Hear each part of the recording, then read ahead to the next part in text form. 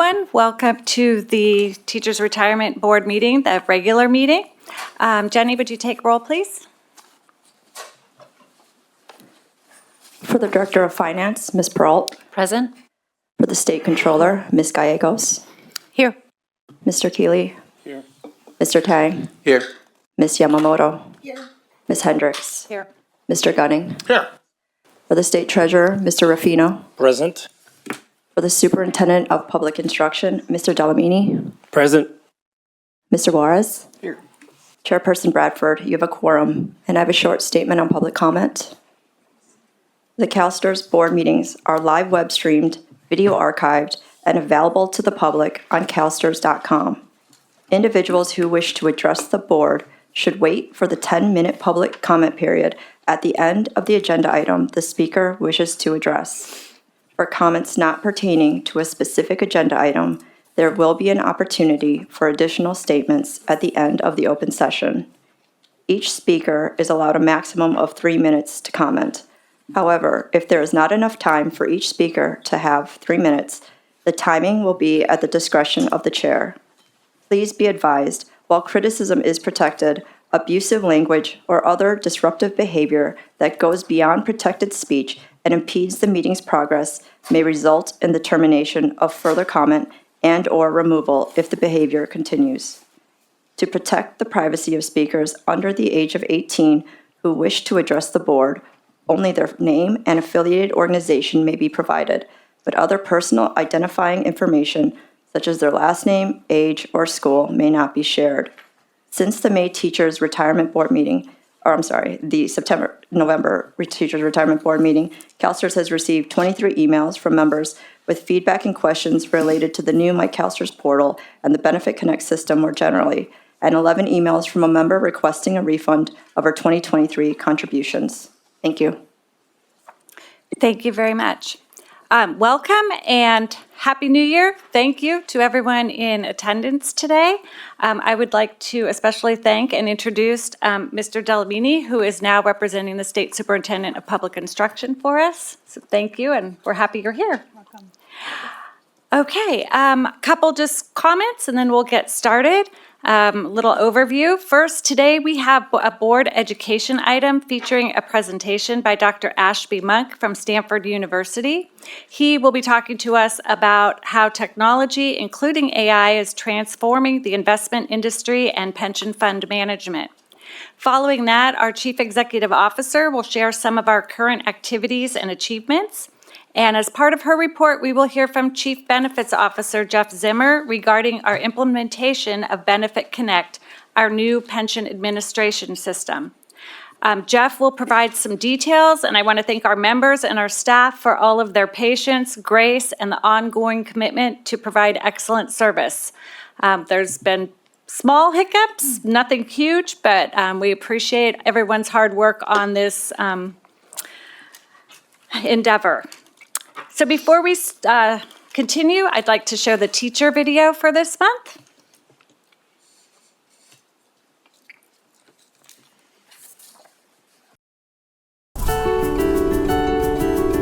My name is Johanna Scott. I'm the Director of Early Childhood Education for Twin Rivers Unified, where I oversee special education and general education for our students who are 0 to 5.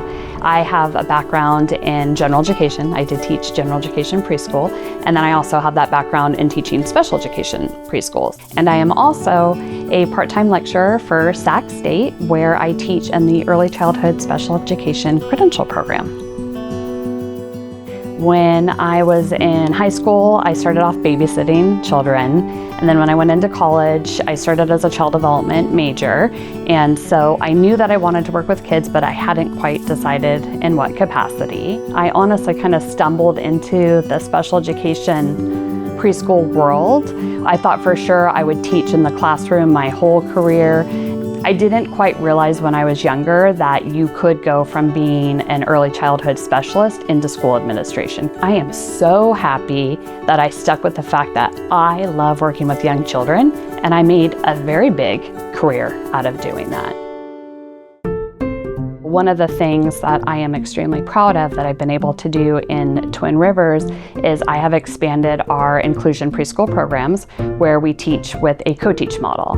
We have a special education teacher and a general education teacher teaching side by side in the classroom. This is a transitional kindergarten classroom. If a child had mobility needs, say they had a walker or wheelchair, they can already get around the classroom and they're not feeling like, oh, this wasn't designed for me, I can't even get to an area to play. We have pictures of the student's face along with their name written out so the children can easily identify it. There are some different adaptive seatings in this classroom. There's cube chairs and wiggle seats. We know children don't have to always be sitting and looking at the teacher to be learning. It's perfectly fine for them to be wiggling and moving around. They're still hearing the instruction. We have visuals on the floor to help the children line up for washing their hands. Even the carpet has the circles in it to kind of help give that visual reminder of, personal space and boundaries around each other when they're sitting at circle time.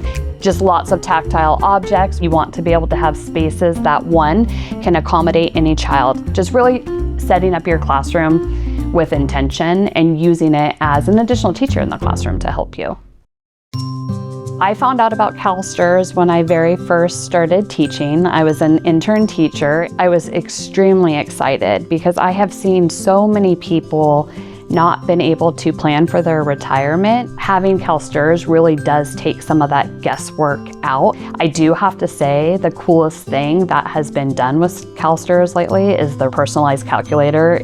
Best thing ever, because you can go in and do so many what if situations. I feel safe, I feel secure, like I know my retirement's gonna be there. My parents did not have that, so it's really nice to be able to have something like that.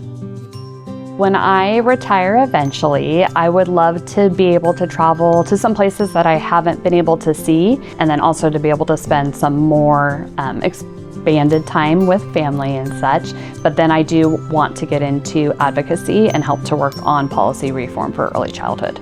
I like to really stay busy and active and involved.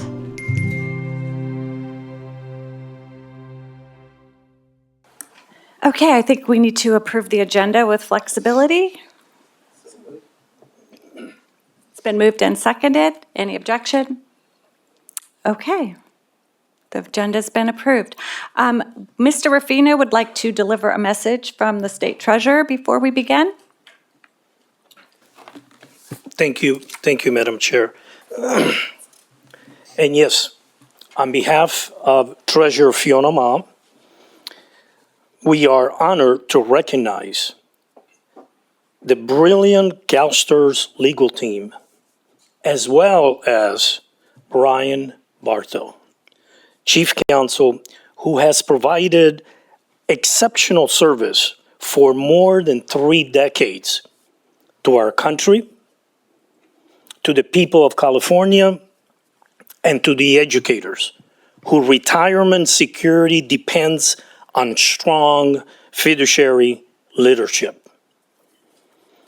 As General Counsel of CalPERS, Brian has CalSTRS, sorry, what did I say, CalPERS? I had to correct you. Yeah, it's okay. And I'm reading. All right. Easy mistake to make. Brian has exemplified integrity, accountability, and courage, most notably through his instrumental leadership in the landmark shareholder litigation against Meta platforms, resulting in a historic $109 million settlement. Again, $190 million settlement. The second largest Caremark settlement in Delaware history. What an accomplishment. This achievement reflects not only Brian's legal excellence, but his unwavering commitment to ethical governance, investor protection, and the long-term interest of California's teachers. Treasurer Ma, and all of us at the Treasurer's Office, extend our deep gratitude for Brian's service, leadership, and lasting impact on public trust and fiduciary accountability. Congratulations, Council, and I would like to come down and present you 2 certificates one for the legal team, and one to yourself.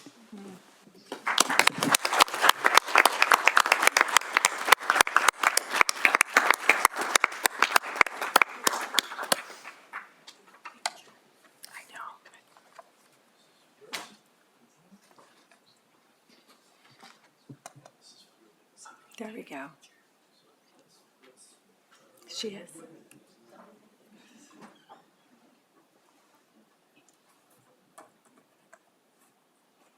Frank thinks of everything.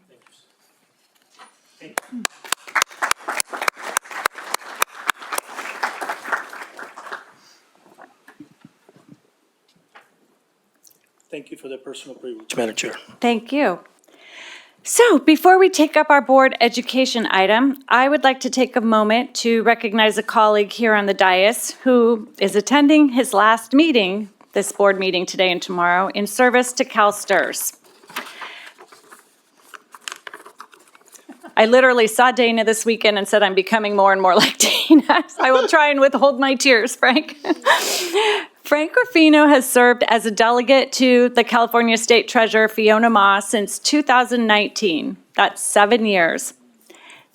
Frank is retiring at the end of the month after a long career of public service, and we have prepared a CalSTRS resolution honoring him, and I'd like to read it to everyone. Whereas, since January 2019, Frank Ruffino has been a dedicated delegate for the California State Treasurer Fiona Ma upon voters electing her to be the state's 34th treasurer. And whereas Frank has brought a wealth of experience to his position on the Teachers Retirement Board. And whereas Frank has served as a tireless champion for pensions on the state and national level. And whereas Frank has modeled extraordinary professionalism and collegiality, earning him tremendous respect among fellow board members and CalSTRS staff alike. And whereas Frank has served as an informed and active member of 5 board committees: Appeals, Audits and Risk Management, Benefits and Services, Board Governance, and Investment. And whereas Frank has served in his role with tremendous aplomb, sharing his passion and enthusiasm for public service through his creative storytelling, therefore be it resolved that the Teachers Retirement Board thanks Frank Ruffino for his tireless service to the Teachers Retirement Board on behalf of retired educators, active CalSTRS members, and their families. Adopted by us, the board, today. Congratulations, Frank.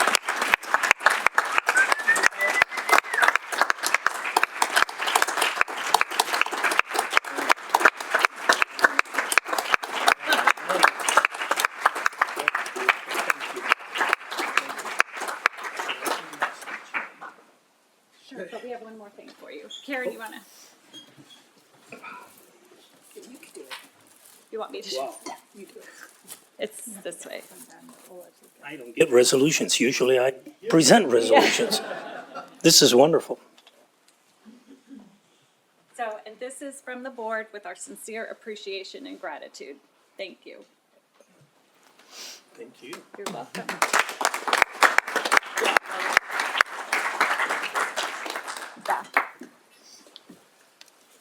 Go ahead. Well, thank you, Madam Chair. That really touches my heart. I had a little bit of prepared remarks that I was going to make at the end of the day, but maybe I'll just do it now. That way you don't have to hear from me. Thank you, Madam Chair, my dear colleagues, staff, stakeholders. As has been said, today is my last board meeting, and tomorrow will be my last day as a state employee and as the treasurer delegate after 7 years and 1 month of service with the CalSTRS Board of Administration. It has been an exhilarating, challenging, but always an inspiring ride. I have decided to retire after 40 years and 5 months of stellar state service. For those who have worked with me through the years, you know that I have given 200% to everything that I do. And this decision is bittersweet. I'm going to miss working for the people of the state of California, and especially our teachers. But first, I had the honor of being appointed by State Treasurer Fiona Ma as her delegate to both CalPERS and CalSTRS Board of Administration. I have enjoyed every day in this role. Well, almost every day. And I am extremely grateful to Treasurer Mott for providing me this opportunity to serve on CalSTRS board. Next, it has been an honor and a privilege to serve our teachers and work alongside such a distinguished and dedicated board. I want to express my deep gratitude and support for the support and collaboration that we have shared over the years. I want you to know I have tremendous respect for you and your dedication. It has been an honor to debate with you, to learn from you, and to stand shoulder to shoulder with you in this work. Thank you. Mille grazie. Mille grazie.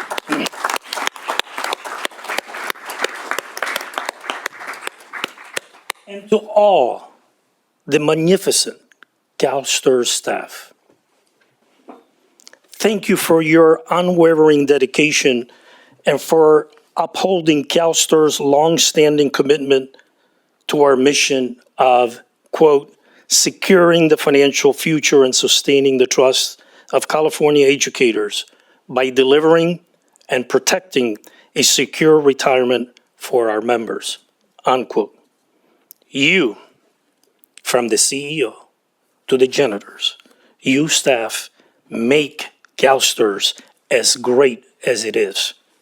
Your work has not gone unnoticed, and we truly appreciate you. Serving this board, as I said, has been an honor, a pleasure, and the highlight of my professional life.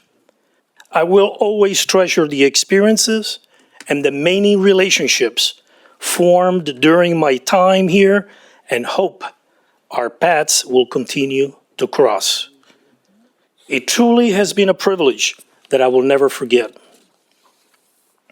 President Harry Truman said, and I quote, "America was not built on fear. America was built on courage, on imagination, and unbeatable determination to do the job at hand," unquote. That is as true now as ever, and it's true for CalSTRS. The work will continue, and I know that you will do a great job providing retirement, disability, and survivor benefit to over 1 million public schools educators in California from pre-kindergarten through community college. And finally, as I said, after 40 plus years of public service, I will be enjoying more time with my family who have been gracious enough to support me over the years. And while I'm retiring from work, I am not retiring from public service. I will stay active, and I expect to continue to serve our state and our community in one way or another. I wish you all the very best, and I look forward to staying in touch. Thank you again, Madam Chair, board, colleagues, for the proclamation, for the plaque. That's beautiful. I will never forget you guys. Thank you.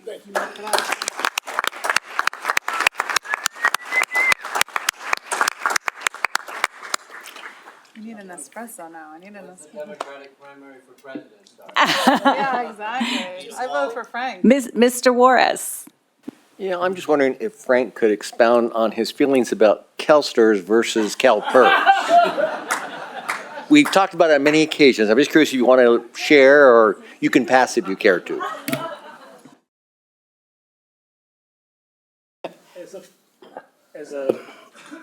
As a father of three, I tell folks I love them all. Yes, thank you. They are my two great kids. But it's amazing. Sometimes I ask my wife, what happened? Is there something that I don't know? Because the differences so different one from another. We'll leave it at that. So different. And so I love them both. I appreciate both. And they both gonna do well. Good job.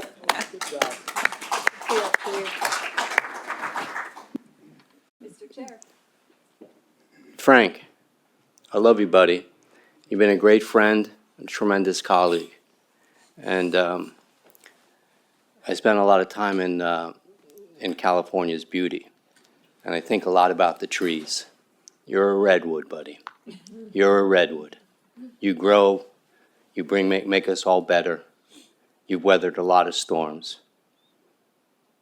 And you'll weather a lot more. And you bring a lot of joy to people just by being who you are. You're a remarkable, it always begins and ends with people. You're a special one. You're a bright light. And as I've gotten to know you over the years and your life's journey from birth in Sicily to where you sit today, they can't make those movies in Hollywood. Only that which is all-powerful makes those stories possible. It's been a real privilege to know you, and I know we'll have an espresso or two together in the future. And I thank you, Frank, for everything you've contributed to CalSTRS, to the state, to humanity. We need people like Frank Ruffino. Love you, buddy. Did it go? Mr. Delamini. Thank you. Frank, the superintendent asked me to just share that he thanks you for your incredible years of service. It's great to be here on your last day and just get to recognize this. He also asked me to share that you truly represent the best of public service, and that we are lucky to have had you among the ranks of not only our employees, but the people who serve the people. So congratulations on this day from the superintendent.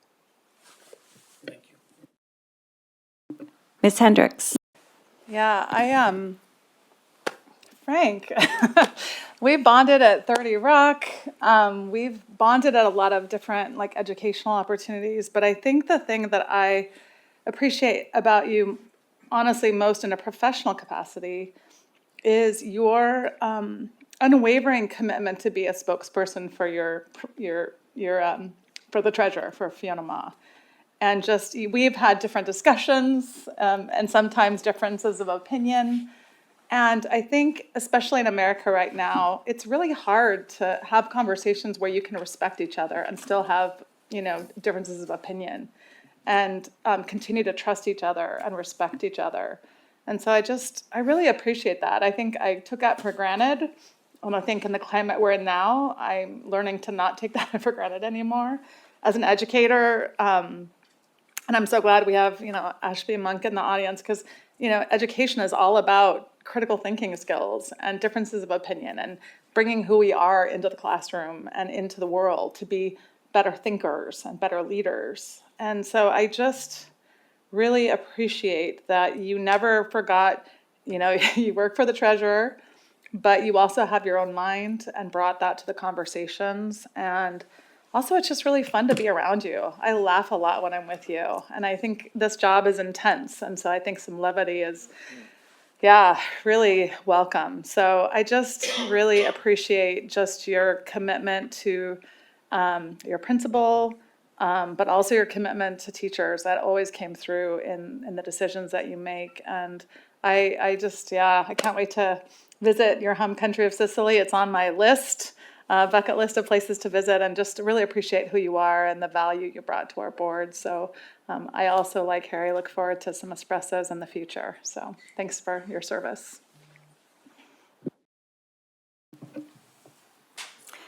Karen. Hi, thank you.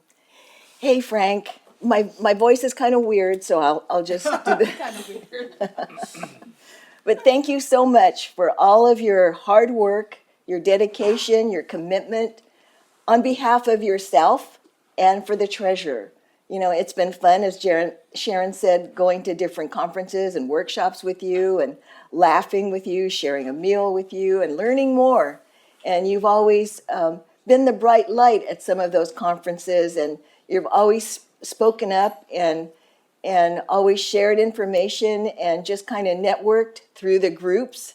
And so I really like the fact that you're always prepared, you're always listening, you always want to see both sides of something, even though they may not agree with everybody else, but you always had your own way of expressing your opinions and, you know, not really pushing anybody away. So I really appreciate all the hard work, your commitment, and, you know, good luck to you. And retirement is great, you know, let me tell you.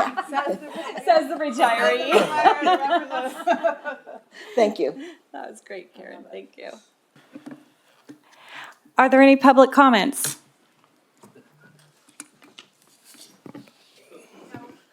Samantha's saying no. No, I didn't hear what he said. no. Oh, okay. Can I just Of course. make one last quick observation? Teachers always are going to be special to me. My elementary teacher, which I was blessed to have from the first grade to fifth grade to this date, I pray for her. Her name is Grazia Sayeva. And I mentioned her name, I think, at one of our board meetings. Had not been for her who took an interest on me, I would not be here today. And so she's upstairs. I want to say, Signorina, grazie, ce l'abbiamo fatto. We made it. Thank you, Madam Chair.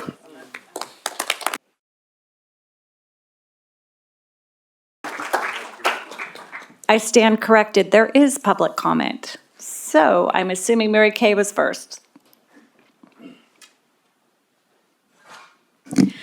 So good afternoon. My name is Mary Kay Scheid. I have the honor of serving as the California Teacher Association Retirement Committee Chair and as a liaison to this board. And on behalf of CTA, I would like to offer heartfelt congratulations to you on your retirement, and thank you for your distinguished tenure on the CalSTRS board. Your dedication to public service and to safeguarding the financial futures of California's educators is deeply appreciated. We will surely feel the positive impact of your contributions for many years to come. Enjoy the retirement journey. Thank you.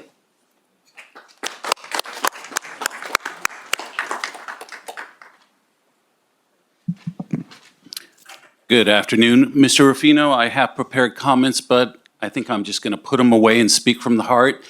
Leonard Goldberg, United Teachers Los Angeles. We've known one another over the years. On behalf of 37,000 active teachers and a whole lot of retirees in LA Unified, thank you so very much for your service, for listening, for engaging, for your fiduciary responsibilities. And from one teacher, thank you for doing all your homework behind the scenes. We know there's so much that you do that shows at the board meetings, but people may not recognize. So as an active teacher, let me just say, thank you so very much. Enjoy retirement, and I want you to know I won't be far behind you. Thank you again. Good afternoon, members of the board, Madam Chair. Frank, I'm Kevin Welch, President of Downey Education Association, former chair of the CTA Retirement Committee, and I've worked with you, Frank, for 7+ years here at the board, and just want to let you know how much I appreciate you, your frankness, your kindness, your compassion, your joking, and also the wonderful Italianness you bring to this board. There's several of us in this room that Italy is our happy place. And like as was mentioned by Sharon and Harry, hope to enjoy an espresso and maybe some other drinks with you sometime in Italy. So thank you for what you've done for the teachers of the state of California, and congratulations on your retirement. Thank you.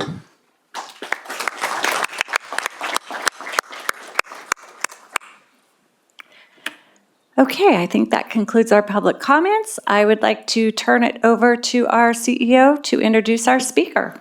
Great, thank you so much. Ashby, you can come up to the presentation table as I introduce this topic. Board members, this afternoon we're going to hear a presentation from Dr. Ashby Monk of Stanford University from the Board Staff Technology Governance Working Group, engaged to explore his work on technology enablement, artificial intelligence, and governance. Before turning to the presentation, I want to briefly reground us in the purpose of the Board Staff Working Group on Technology Governance. The working group was convened to help define the board's responsibilities in overseeing technology at CalSTRS, including emerging and potentially disruptive technologies such as artificial intelligence. As AI has rapidly entered the environment, the board has appropriately approached it with both curiosity and a strong lens of risk, accountability, governance, and fiduciary responsibility. Given the vast and often conflicting information globally on AI, board members have expressed a range of interests and concerns, including how AI is governed internally, how it is utilized across the organization, and most importantly, what the board's role should be in providing effective oversight and clear lines of responsibility. The goals for the working group are to create a common understanding of what AI is and establish a shared language for how we discuss it. Develop a framework that clearly structures the board's governance responsibilities related to AI and technology, including risk oversight and accountability. Identify and provide educational content that supports an informed and consistent perspective across the board. And determine what resources the board needs to effectively execute its oversight responsibilities. As we've seen across industries, forward-thinking organizations are all navigating similar journeys in this space. That is why the working group has been engaging with industry leaders, academics, and advisors focused on technology and AI governance. Today's session builds on the board's strong engagement around technology and reflects an important shift from focusing primarily on project-level technology governance to considering what effective board-level governance of AI and emerging technologies should look like as these tools become more embedded in our organization.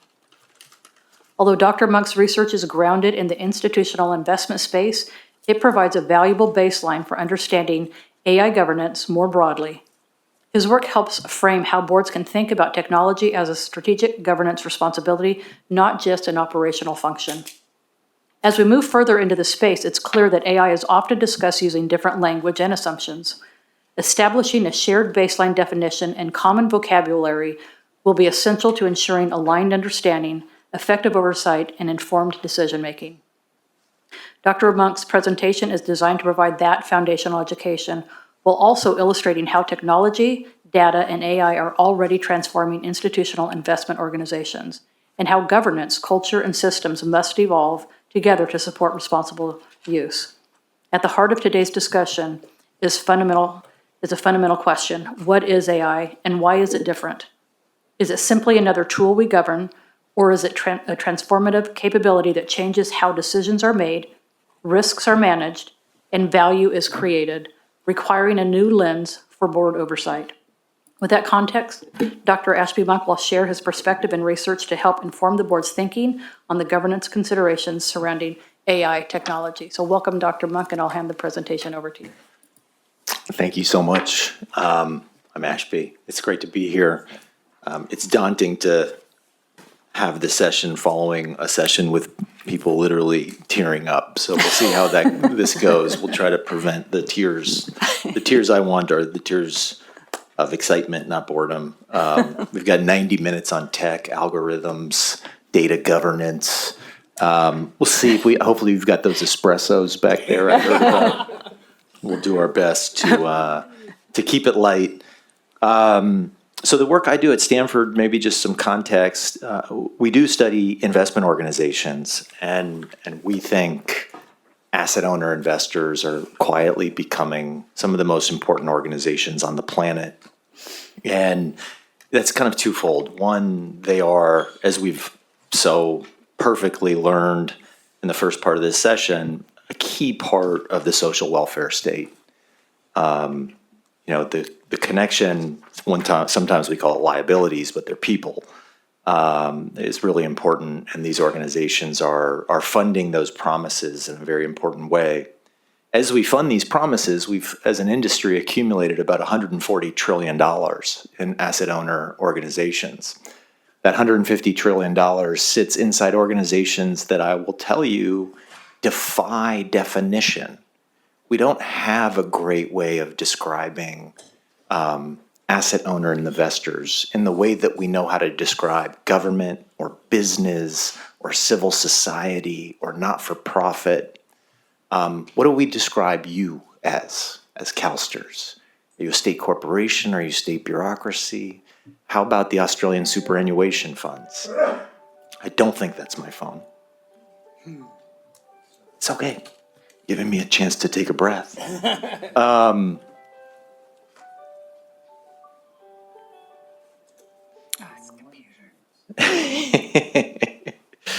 So when we study you, we have to realize that a lot of what we're doing in rooms like this is inventing the future of pensions. And so I just wanted to lay that out because I think there is an expectation when we do an education session like this that these are the types of things Stanford students are learning on a daily basis. That back at Princeton or at Cal, we teach courses on pension fund tech enablement. Nothing could be further than the truth. There are 10,000 business schools in the world. We have 0 professional schools of investing. And so as we're presenting frameworks on how investors think, act, which is very relevant for how you think about adopting technology and how AI changes your thinking, I want you to feel free to ask every question because we don't have manuals, okay? 10,000 business schools, 0 schools of professional development. We look to each other for best practices. And part of the reason I'm here is I think CalSTRS is a role model. It's a lighthouse in the world. Other people look to you. And if we can help you become a true role model for others, that's how we drive best practice in this industry. So we are going to help you understand the effects of AI and tech. The first 20 minutes of the presentation, I will warn you, have a series of frameworks that we are going to get through together. These frameworks ground you in some of the basics of technology, data, analytics, knowledge, intelligence, and also how those things fit into a traditional production function of investing.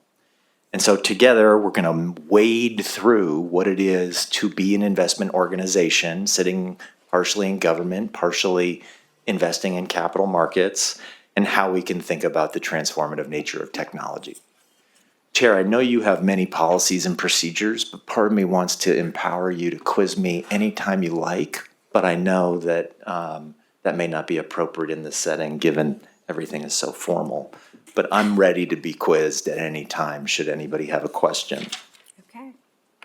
Let's move on to the next slide.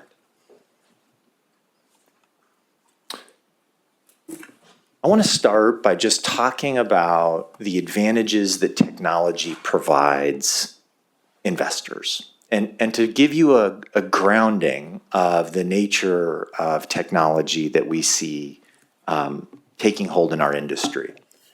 I think you should leave this presentation with an understanding that there are 2 primary pieces of technology. We might call those AI and alternative data.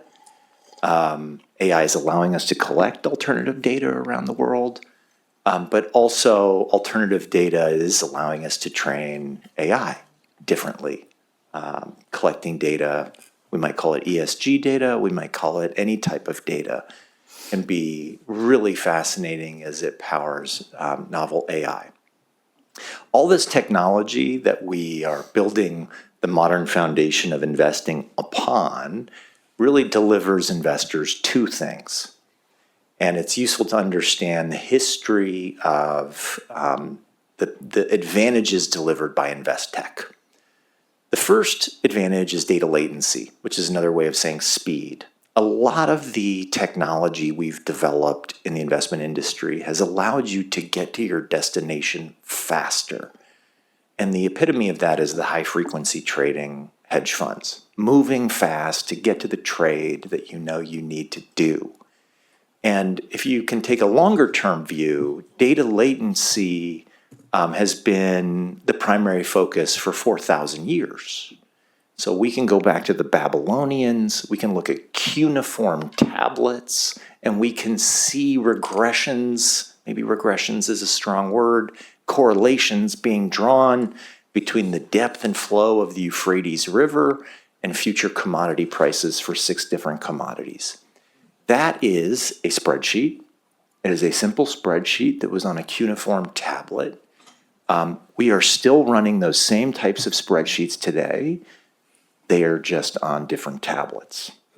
So a lot of the analytical tools we're using are not new, which is another way of saying the inference, the things you pull out of the analytics haven't changed that much in a very long time. But the speed with which you can do these things is much different.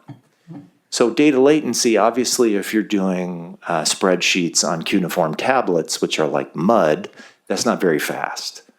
But you get to the same outcome. So you can think about that case being replicated over 4,000 years across many industries as we've gotten faster and faster at getting to the answers we know we need.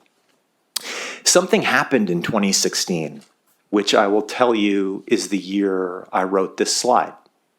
And I did that, I'm putting this slide up first because I wanted to start really with my journey. This isn't a new slide at all. This slide is 10 years old. And so think about how much is changing since I wrote these words with this ancient version of PowerPoint using 2 little pillars there at the bottom.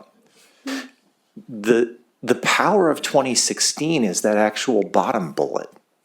In 2016, we had this moment with AlphaGo, which was I think it was a generalized adversarial network trained to be the world's best Go player. And it was at that moment that we realized technology was going to deliver insights that we didn't expect. So what happened? We had AlphaGo, which was a Google game system playing the world's best Go player. And at the time, we thought Go was that impossible game. You could beat the chess masters, but you'd never be able to beat the Go players because there's so many moves. You can't mathematically model it. Well, we gave the machines the rules of the game and we allowed it to play the game endlessly. And ultimately, when the AlphaGo system arrived to play the world's best Go player, on move 37, the AlphaGo system did something that looked like an incorrect move. In fact, the announcer said, "Oh, there's a mistake." It ended up being the winning move.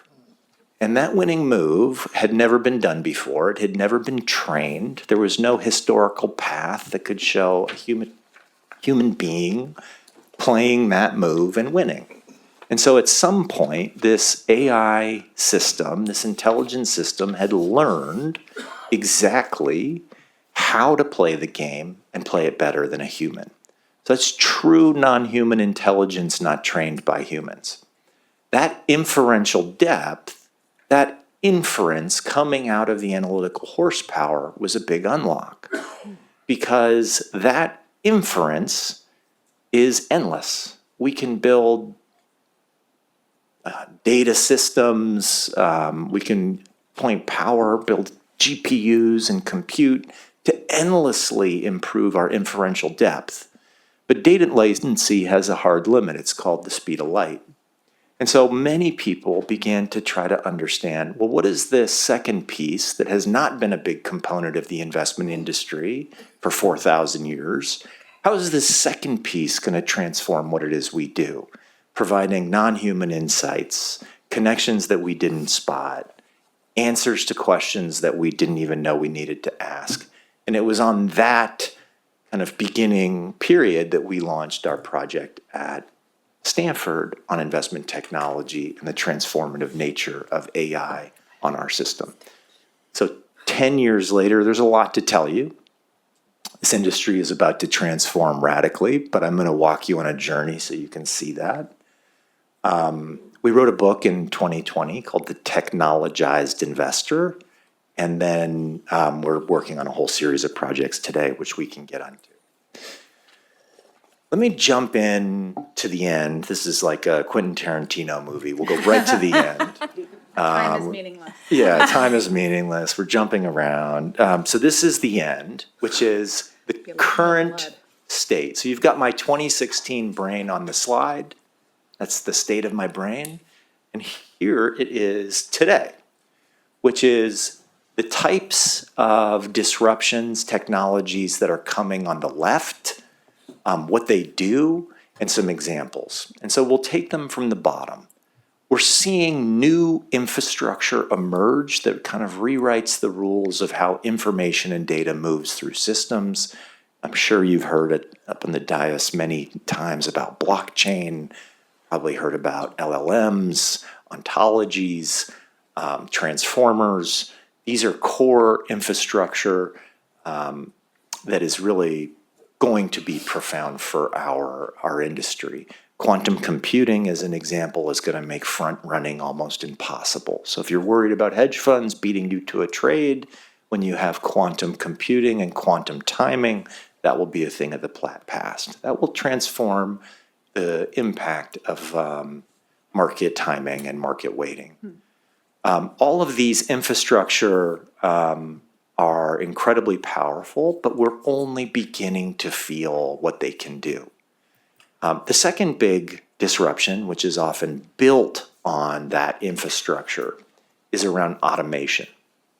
And automation is, in my view, the least exciting type of disruption.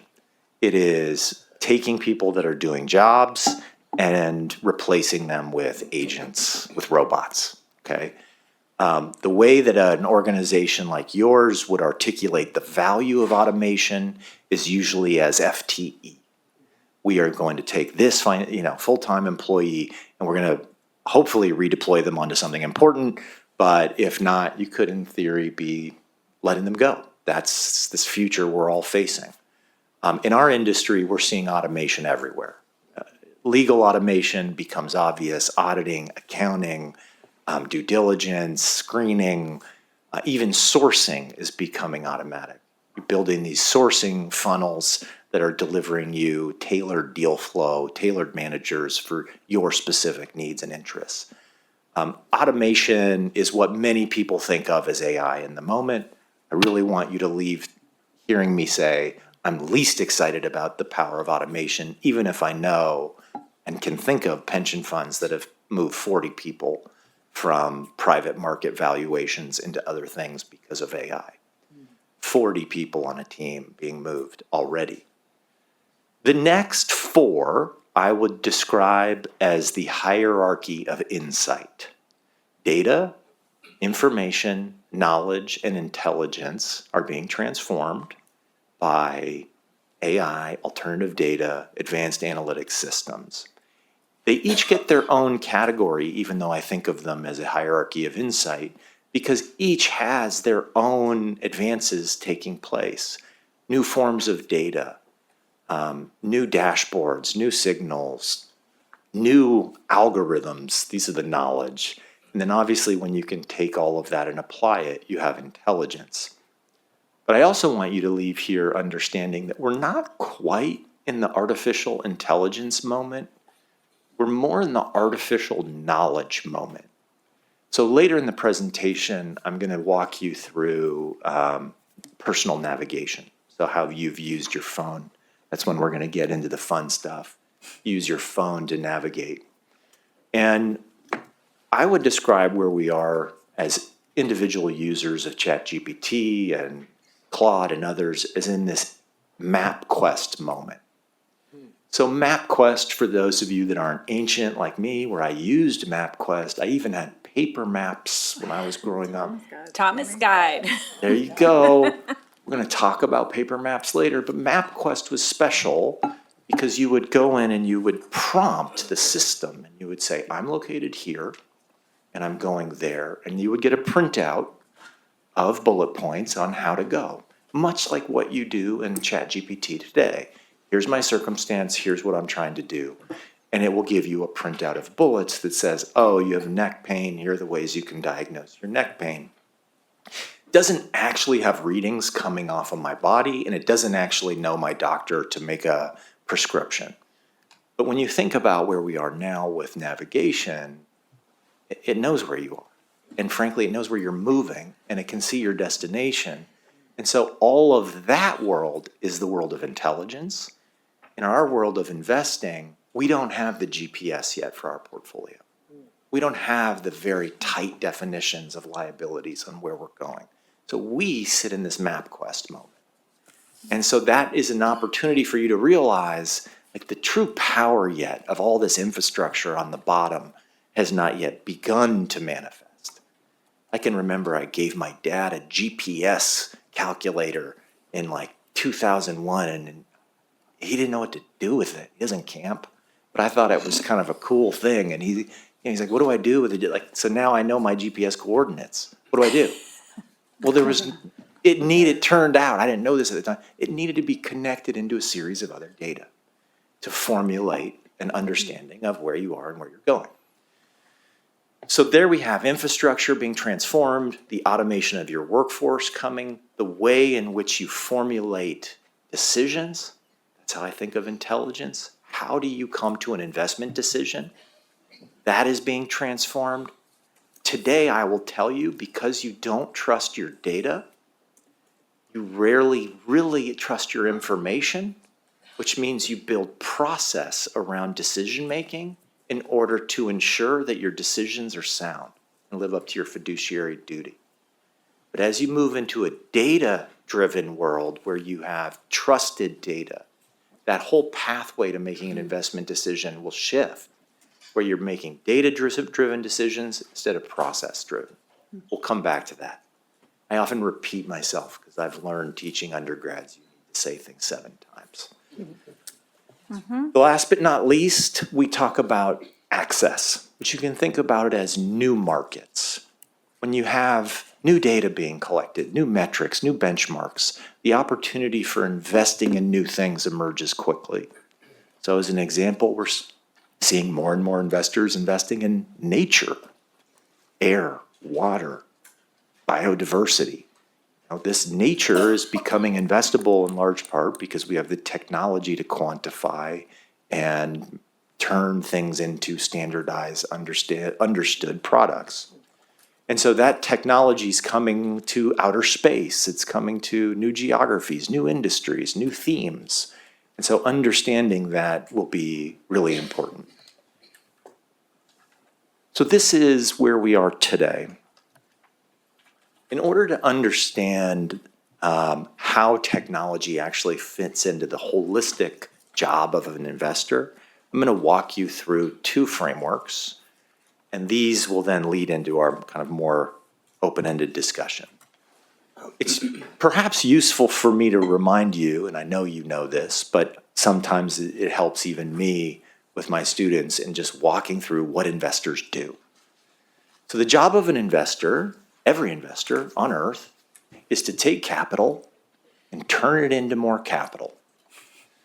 The capital on the left is encumbered, it's constrained, it has liabilities, sometimes explicit, sometimes implicit, but there's some aspiration of that capital, otherwise you'd spend it.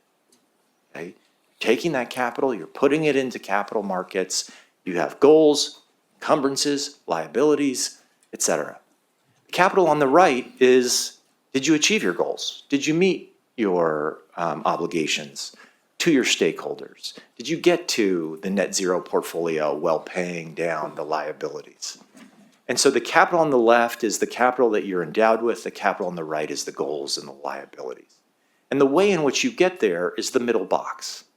And every investor has these, call it simple production inputs for producing returns.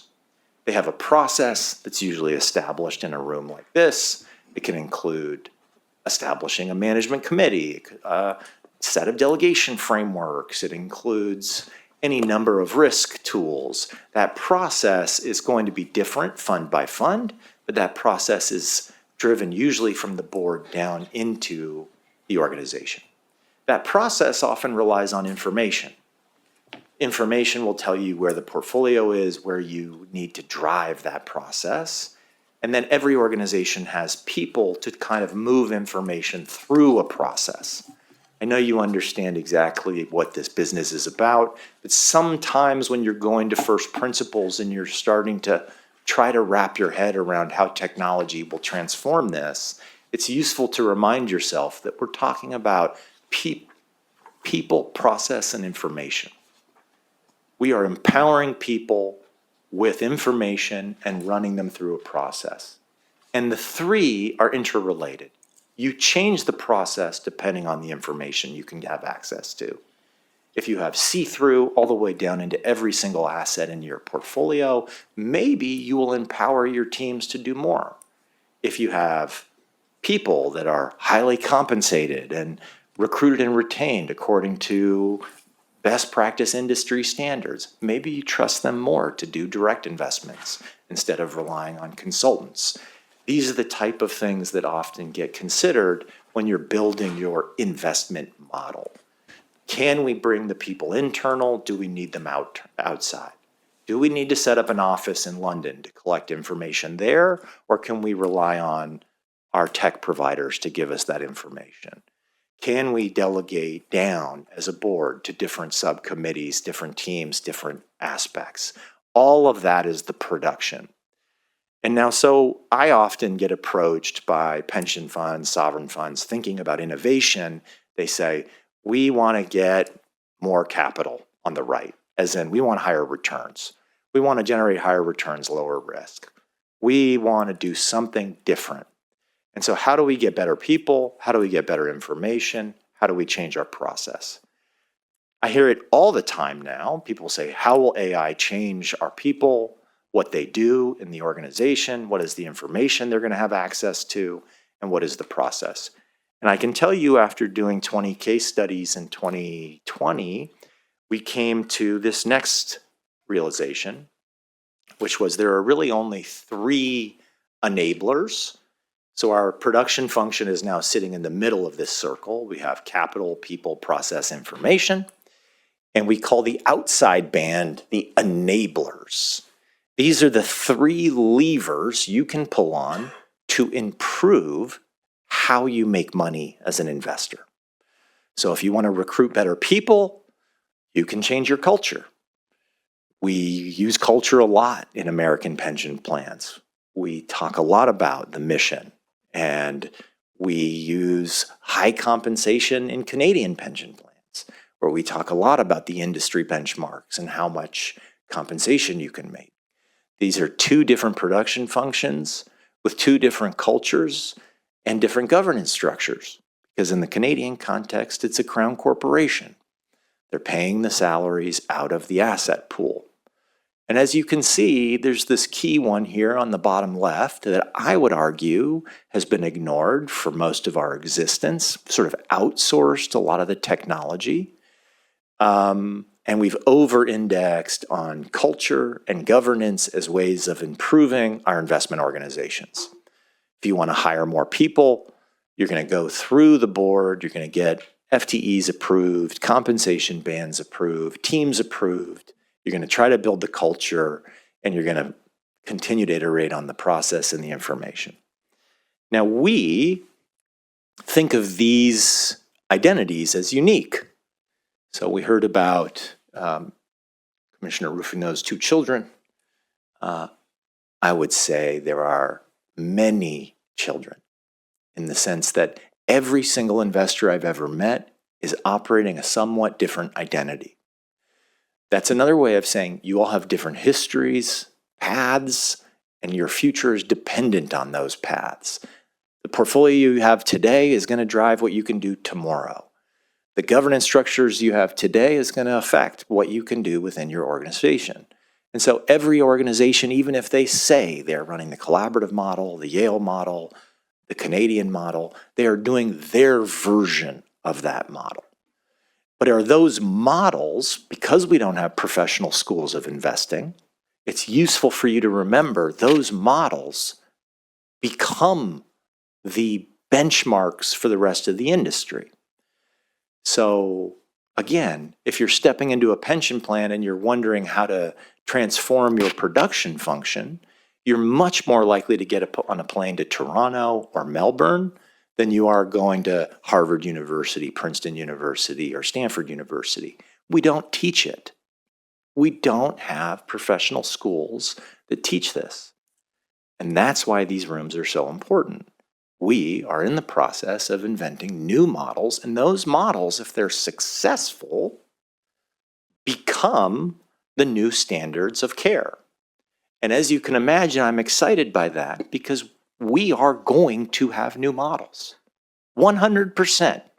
The tech world will transform the investor identities of you and your peers, and we will learn how that technology translates into high performance.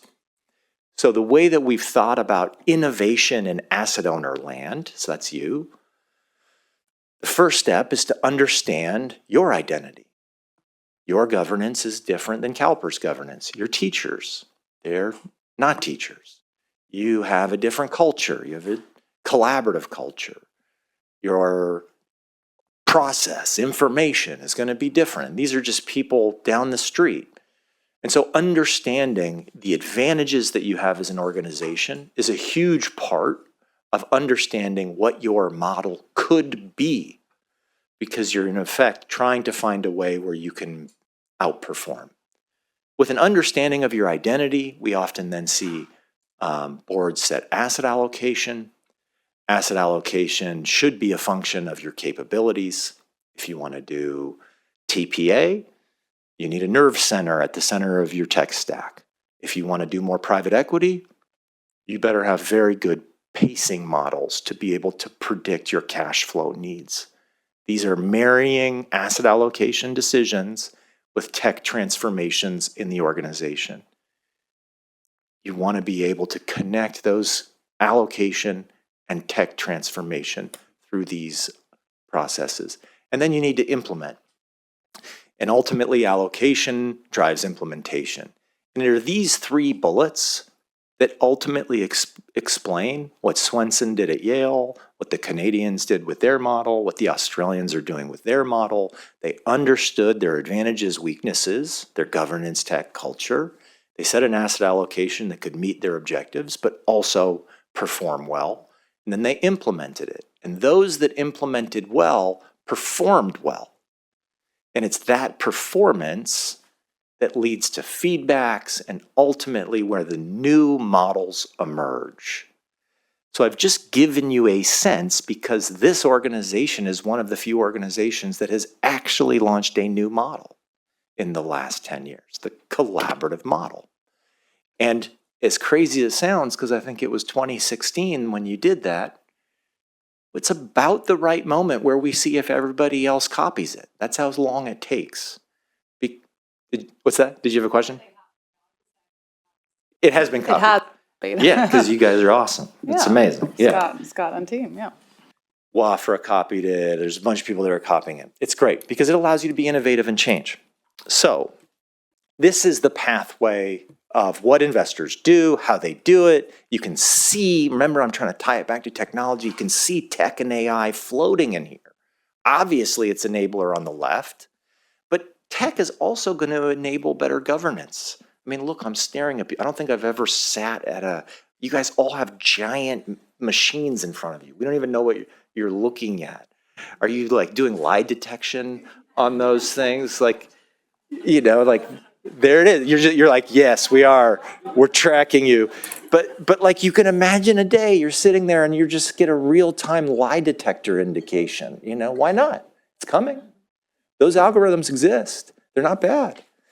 And so boards are going to have technology. Culture is going to be facilitated with technology, knowledge management systems, sharing meeting notes. All of these things are going to be compounding around each other.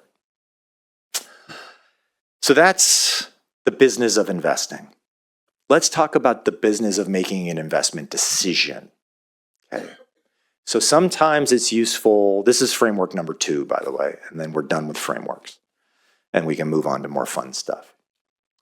it's useful for me to explain the building blocks of an investment decision and how we do it today. So you can think of the top, the intelligence, where we have knowledge sufficiently useful to power a decision, as being what we're after in this industry. We are looking to make decisions, even if that decision is to do nothing, which as a long-term investor, we are making very smart decisions sometimes when we choose not to sell in a crisis, or actually to buy in a crisis. But anyway, but how do we get to knowledge? And so let's just run through our different definitions. These are engineering definitions drawn from Stanford. So you might find some different definitions in different investment contexts. But we see data as discrete measurements of the world. It's noisy. It's like reading on a sensor. That's a piece of data. A lot of the work of what academics do is to take data and turn it into information.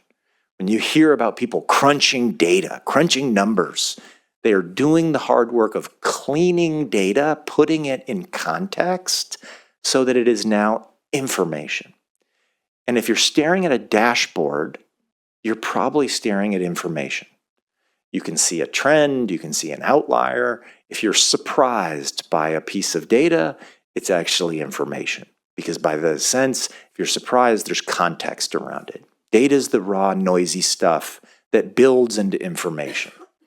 So much of what pension funds and sovereign funds are spending money on right now is the transition from the base layer to the second layer. That is the key building block of data-driven decision making. How do we get clean data, reliable, robust, that we can power decisions with? So you take the data, you govern it, you overlay it, you orchestrate it, you match the sets, you put it in a security master, and you present it. And now you're starting to have a real understanding of your portfolio's positioning. Dare I say, portfolio positioning system, akin to GPS, PPS. With information, you start to unlock new opportunities for knowledge. So information, you start to see patterns, outliers, you see it enough times, you have enough managers. Experience of seeing a lot of information begins to look and feel like knowledge. Remember that as an industry, we hire people for experience. We look for PhDs, we look for track records. Boy, that's an important point. Why do we care so much about track records? Well, they have taken the time to have a career where they have converted information into knowledge by seeing a lot and building mental models. Because knowledge is mental models. You can begin to make sense of why things are happening or how things could happen. And if you have somebody with a lot of knowledge, you're going to trust them more to take the next step, to make an investment decision, to do a co-investment, to reallocate, to build a new portfolio. And it's this hierarchy that we are after as an industry. This is what that identity on the prior slide is doing. Okay? All of this stuff, these production functions, these enablers, they are moving you up the pyramid of insight, where your knowledge about your portfolio, your knowledge about your preferences and goals, that's on the investor side, connects with your knowledge about the world. And then at a certain point, you feel confident enough, usually because you've debated it in an investment committee, that you make an intelligent decision to deploy capital.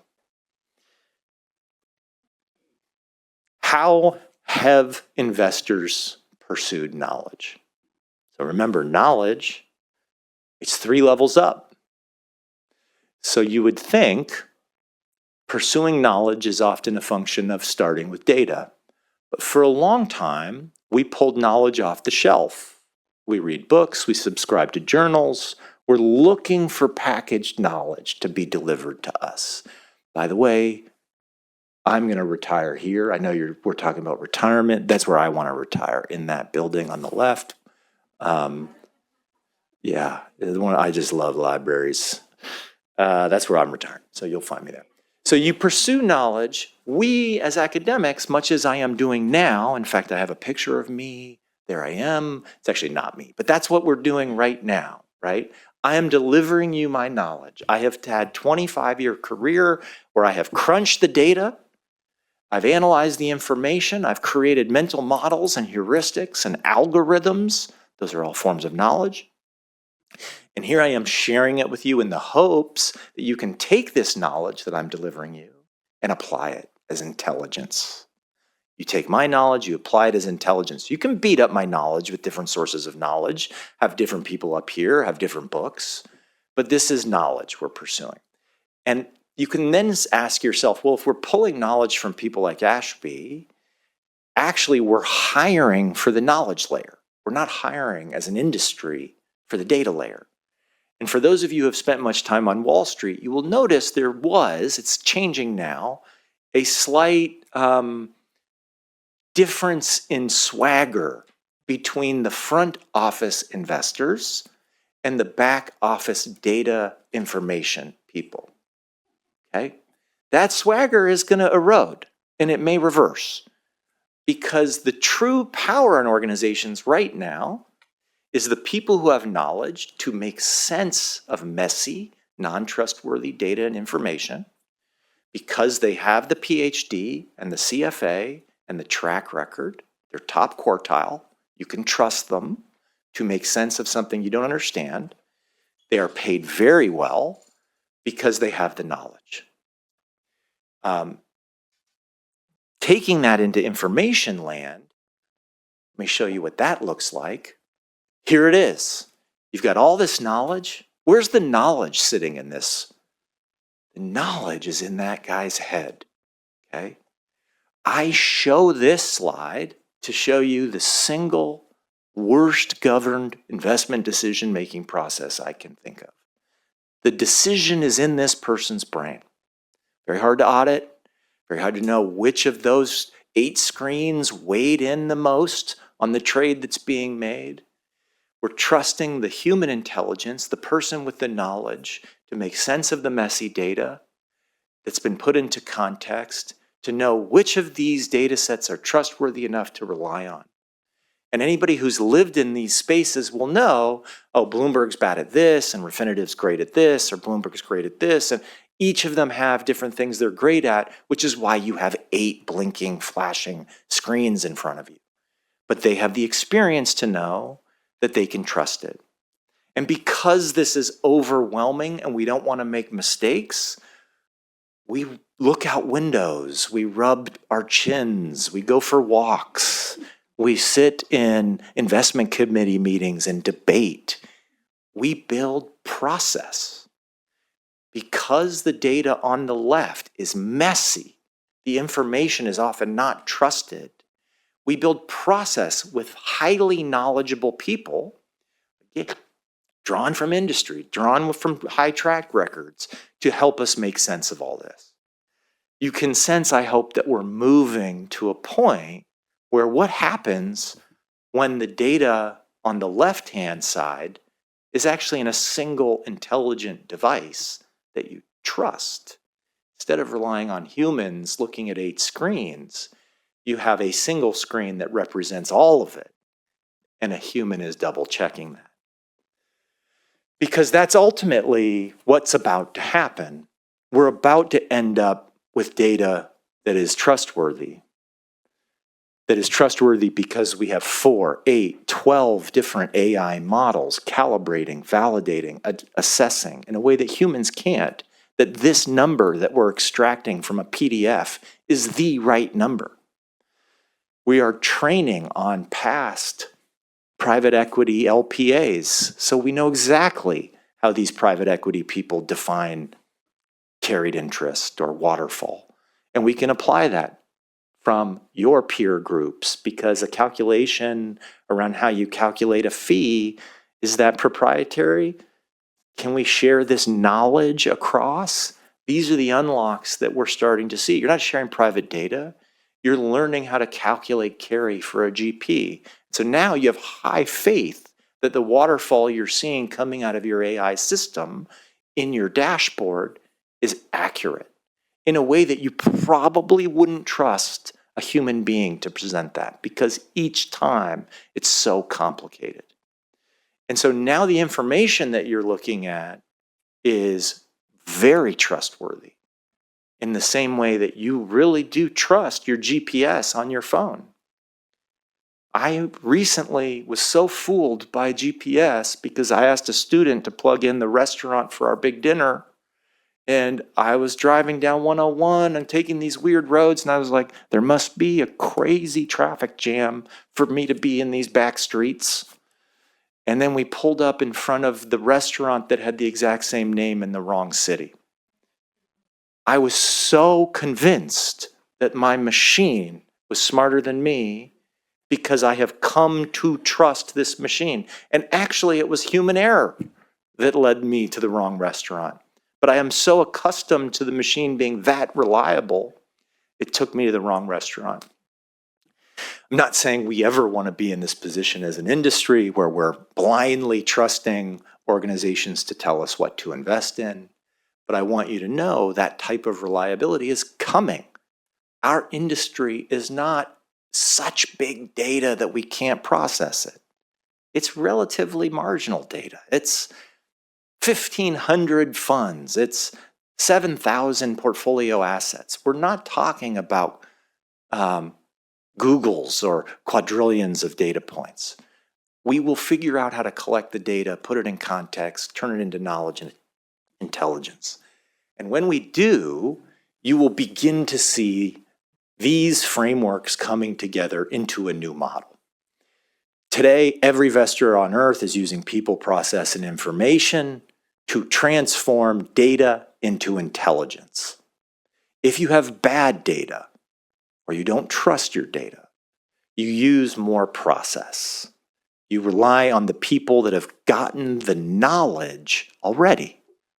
You recruit a CIO, you recruit a team that has built the knowledge in other domains. And you can trust them that they're going to spot the anomalies in the data and the information and help you make better decisions. And you empower them to see all that stuff through process, like subcommittees, committees, investment memo writing, on and on and on. Now imagine you had fabulous data, supreme confidence in the information. You're building new knowledge because now you've got all this tailored stuff to your fund and you're unleashing the AI to unravel your uniqueness. And you're saying, how might we do different things? I think you will be surprised. This clearly suggests you need to have your data clean, governed, stored, presented, etc. But when it's there, you will have an opportunity to change your model, to move into a data-driven, tech-enabled model of decision-making. There's, for the most part, one taxi driver that is still better than Google, and it's the London taxi driver. They are incredibly good. Does anybody know the name of the exam they take to become a London taxi driver? It's called the knowledge, okay?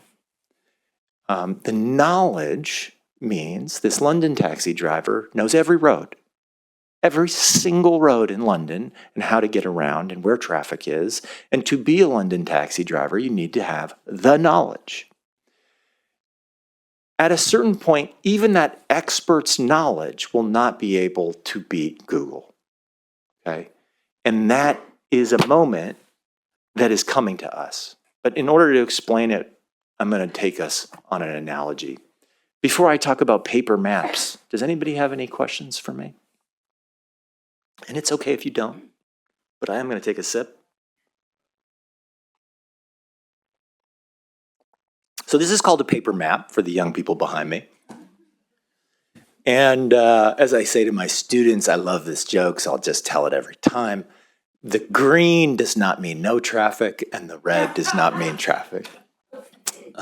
This is paper. You use it like it is Battleship.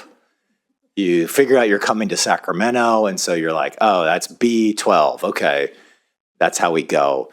And of course, they're printed once a year, and so they're not reliable. This is the messy data that we in our industry have.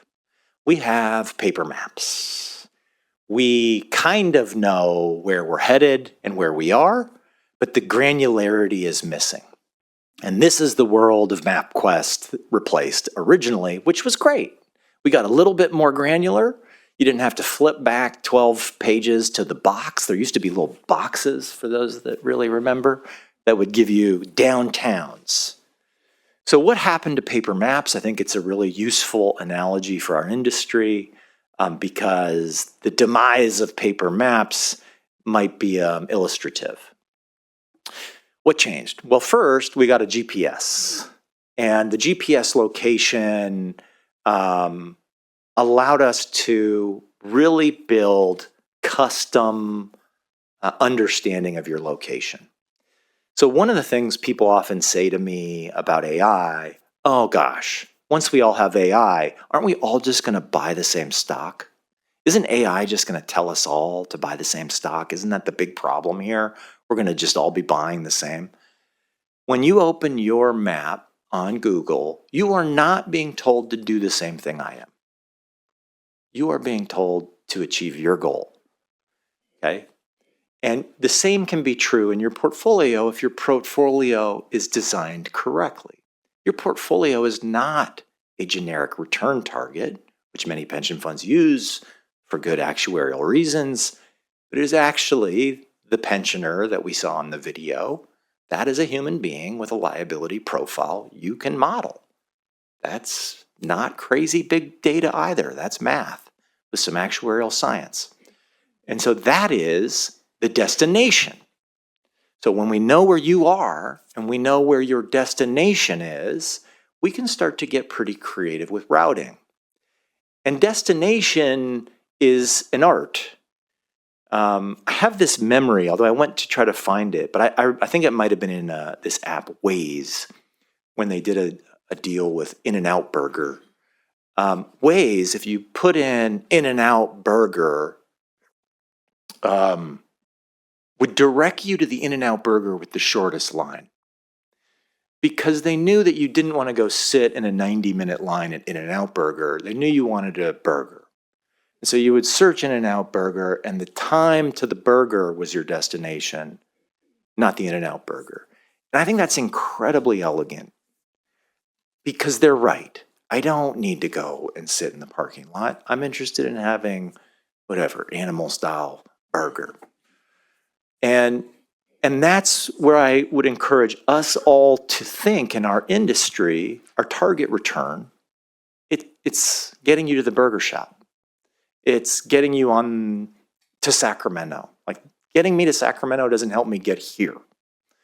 And so part of what happened in our personal navigation was incredible rich understanding of your location. And oh, by the way, if you've ever gone to a big city and opened up Google Maps, it will say to you, hey, why don't you lift up your phone and show me through your camera literally where you are. Not where I think you are from GPS, but literally through your camera, I'll capture the street view and I'll pinpoint you. So it's going as tight, like within 5 feet. And I guess they want to do that so that they can tell me exactly foot by foot how to walk to get my burger. But that's happening. And so that type of granular understanding, that is the project you're on with your data. What do you own? If I said to you today, what are your unfunded commitments to private equity now? You might be able to come back and tell me. What are your unfunded commitments to venture capital across vintage? You might be able. I set this up earlier. This is all part of my big moment. I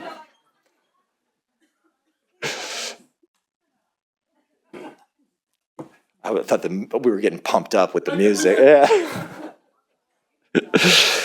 So anyway, because it's getting exciting now, right? Because we've got burgers, yeah. So venture capital, most people don't know. And so they diversify away. They hold more cash than they need to. They diversify across managers because they aren't sure their unfunded commitments in real time. They can't quite predict what the capital calls are going to be. right? But if you imagine getting more granular in what you own and really understanding the destinations, you might say, help me optimize my illiquid book. I want to pay less fees, so I'm going to make more concentrated bets. But to do that, I have to have really good analytics around pacing. And once you have that pacing, you can have confidence in a board, first of all, that your head of asset allocation and your chief investment officer is looking at really reliable information on pacing so that you're not going to miss a capital call. And with that, you can start to be creative within the portfolio. You could even hold less cash and put that cash in private credit. Bit less illiquid, but instead of earning 3-4%, you're earning 6-7%. These are the types of opportunities that emerge when you really know your location, which is another way of saying, what do you own? And the more you're in alternative assets, that's custom, unique, bespoke, commitment-based contracts. You're going to need technology to read all that. Then you know your destination. Then you can start to really optimize. And it is the moment of alternative data, geospatial data, that AI starts to really drive strong improvements. This is where you give up your MapQuest, you give up your paper map, and you start to use the systems, because it's not just this simple automation. It's a choice. Hey, look, you could take the 101, it's 59 minutes, or you could take the 280, it's 44. God, that's amazing. That's amazing. But now I can also just have it open on my dashboard and it will tell me if there's a police with a speed trap. I mean, literally on the way up here, I was driving 100% speed limit all the way, but I did notice quite a few policemen, and the system alerts you on ways. Speed trap ahead. It's quite an interesting thing. Why would you ever turn that off? Okay? You wouldn't. And I always forgot to ask. I sometimes ask people, when was the last time you trusted a friend who said, I know a shortcut? Does it happen anymore? I mean, somebody who knows a shortcut, they must work for like the construction company that, like, come on, you're better than this? And so the bigger question at this point is, how does this come to our world? Because it's coming to our world. And these are just some projections in the same way that we have projections of routes. When I teach my class to undergraduates at Stanford, I really do talk about those two blue routes on the left as pathways from where a pension fund is today and where they're going. Some have a net zero commitment that they want to abide by. Some want to pay less fees. Some want to do passive. Like, you take 280 because you want to see the view. You take 101 because you want to try to go fast. There's different reasons to go different ways. It's all coming. And just as, you can put on the satellite view, the traffic view, the shopping view, in our world, we're going to have the risk view, the climate risk view, the fee and cost view, the liquidity view. We're going to have all these different views powering different things that we're interested in. But I need to show you what the paper map is in the investment industry. Okay. Does anybody have a guess for what our version of the paper map is? There's no wrong answers. Oh. You got it. You got it. It's because you have some mind reading tool up there that I don't know about. Yeah. Perfect. Our version. It's less a question, more, well, I guess it is a question. Yeah. So we have the ultimate destination point, which You is do? in 2046, Okay. we need to be 100% funded. Could we work with our information to set that up as a destination point of the future? You could. Now, 100% funded, that is an intermediate milestone, because your goal, remember, is the burger, which is paying the pension. So to get there, you need to understand your mortality tables, your benefits. Right. There might be some politics to understand. What do we need to reserve for in terms of scenarios of changing benefit structures? Yeah, the 100% is actually a legislative Perfect. statutory requirement. Yeah. So I liken that a little, I mean, please do that for the state. I live here, I want that to happen. Also, there's a lot of plans that have made net zero commitments, and they're curious how to get there, and they wish they could have a map that's like, well, here's one way, here's another way. You know, the challenge for that type of a commitment is like, what if the AI says you need to contribute more?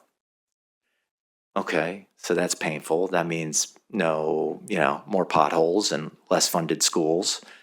But then what if the AI says, hey, we could just take more risk? Because there's that little nugget that's like, oh, we just take more risk. That's fun. But then you need to come back and understand your identity. Are you ready for that risk? Can you manage that risk? And that's where all of these pieces fit together. Because if you want to change your asset allocation, it's like a gearbox. You change your identity and implementation. So this spreadsheet, yep. Excuse me, one more, but I'm just not going. Oh, it might be because I have mine on. There you go. Ashby, what is the role of human judgment in all of this? As the information, the data, and it gets to that highest level, human judgment. I mean, What right role now would- it's what- huge. Right now it's everything. Yeah. So you talk to people, you know, think about the aura of Buffett. You know, that's a human judgment. He is a baked, processed data. He can look at a data set and come to a different conclusion. That's the classic Gates paper. The special thing about Warren Buffett is he can look at a data set and come to a different conclusion than we would if we looked at the same data set. So his mental models are different. And so we would call that his judgment. Right now, we're all judgment. Right? And it's in part why we pay finance people so much money. It's the most highly paid industry in the world, right? And the reason is we've got really bad data and we need human judgment to make sense of it. And But then 10 years from now, so let's make an assumption that these models will have or may already have the ability to think better, quote unquote, better than humans.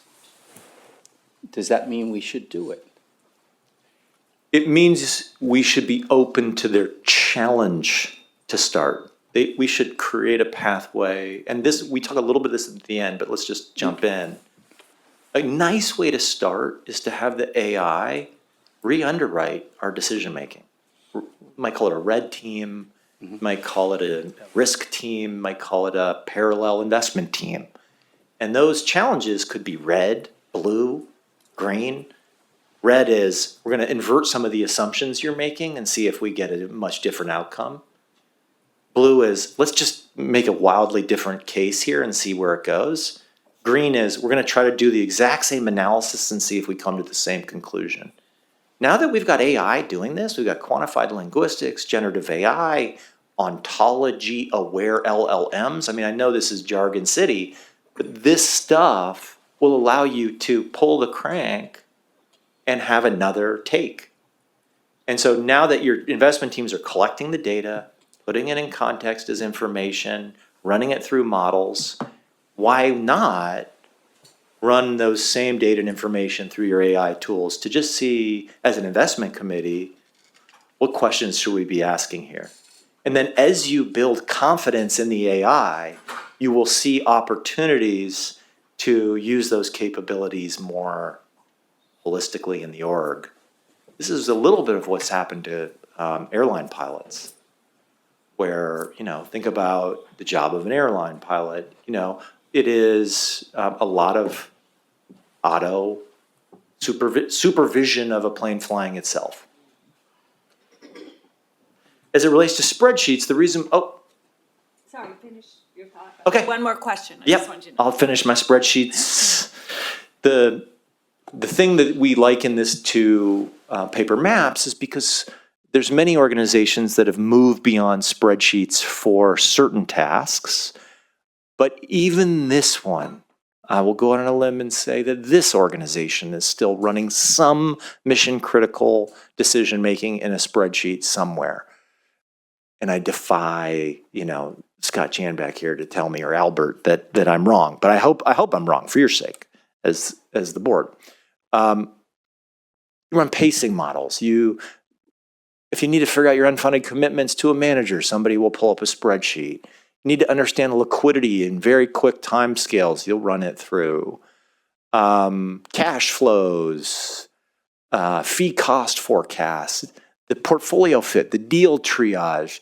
These all tend to flow through spreadsheets, even in the most professional investors. If you're trying to figure out how to size a deal. And in my view, these are error injecting, career limiting, crisis inducing spreadsheets. I've never seen a big spreadsheet that does asset allocation that doesn't have some little error. I won't say who, this is all public, but I can remember, hitting F9 on an asset allocation spreadsheet and seeing $100 million misplaced in that process. Well, that's the key decision-making artifact. And that's why you need a process. So if I tell you that and you hear that, now you say, well, we can't trust this. So let's run everything through investment committee so that we can make sure, I'm going to mix metaphors here, that taxi driver with the knowledge isn't going to make the same mistake Ashby did when he drove to the wrong restaurant. Okay, that's why you have process. Somebody's like, this doesn't feel right, we need to double check. That's the problem that comes with this. And I sense maybe there was another question. Do you want me to rewind a slide? No, you're good. It was just kind of a follow-up to Harry's thought about, as you were mentioning how that the AI will become smarter in many ways and will tell us information that we aren't familiar with. Kind of like the AlphaGo example where we hadn't seen a move like that. Mm-hmm. In investments, I'm thinking, how do we manage the part where we become the greatest part of the risk when the data is telling us, or the intelligence is telling us something we're not prepared to hear? How do we navigate that when we become the greatest part of the risk? Oh, man. Sorry, too soon? No, I love it. I'm wondering, there's all these things. I've got one on my shoulder being like, give him the full answer. And then the other one would be like, no, this is public. I spend a lot of my time literally just trying to reveal the crises in your organizations that already exist. They're there. Yeah. You're paying managers, you're holding buildings that are going to be uninsured. This isn't politics, this is insurance companies withdrawing insurance from buildings that you own. Yeah. Wildfire risk, whatever. And so often, in fact, I admit part of my fascination with this data and information work was I started to realize that if you can present this information to a board, you almost force their hand to make a change. And so I have to tell you that I'm looking forward to the moment where the AI is like, this is not what you should be doing. Because now you as a board are like, oh man, that bell's been rung. Yeah. We can't ignore it right now. People used to tell me that private equity carry was a profit share. So they didn't have to report it. And to me, I don't know where you are on that, but that felt pretty wild. I was like, I think you should be reporting the fees you're paying to private equity. And then you start reporting, and then everybody's like, maybe we should do private equity differently. This is pretty expensive. But that emerged out of a data transparency project. And so if you went in and you looked at diversity and inclusion or wildfire risk, or how about the threat of AI to your portfolio? What if we picked a metric and is like, how much do you own in software right now? Mm-hmm. Software is incredibly vulnerable to AI. Yeah. And so if you saw the metric, if Scott came over here and is like, well, 28% of our portfolio is in software, you might have a panic attack. Is that true, Scott? No. I was only kidding. No, you don't need to come. You don't need to come. I thought I got away with just yelling at you. Well, no, I thought I would just offer some perspectives in conjunction with what you were saying too, in the sense that I think what Ashby is bringing and what I think we all can agree with is that this is a very transformative technology. And in the future, is it a near future? Is it a farther future? It's going to rewrite how we do asset allocation, We do risk management. But I think that what we really see in the near term is automation, knowledge, speed, up that pyramid. Whether it can make inferences that are better than the investment staff today, I actually haven't seen that yet.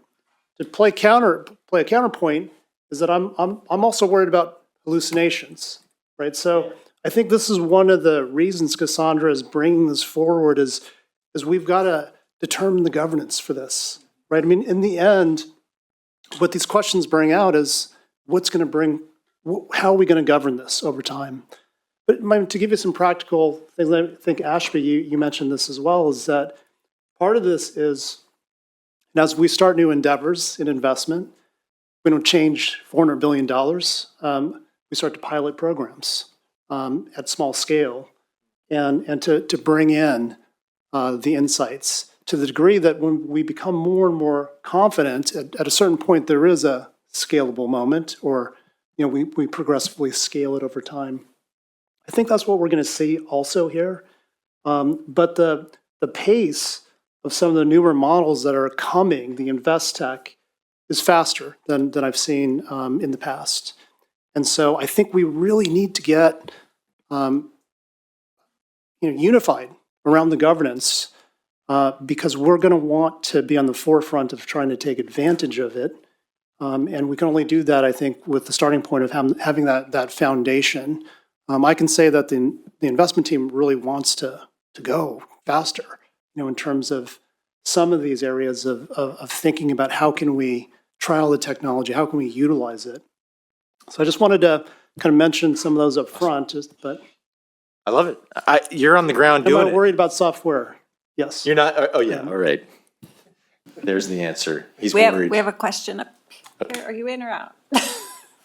Go, Mr. Chair. I'm glad that Scott raised that point, because as the working group has been meeting, that's a big part of the takeaway is what's the appropriate governance oversight that we should have, and how much, we don't need to become I don't need to become an AI expert, but I will acknowledge that I believe it's transformative. There will probably be a massive productivity boom.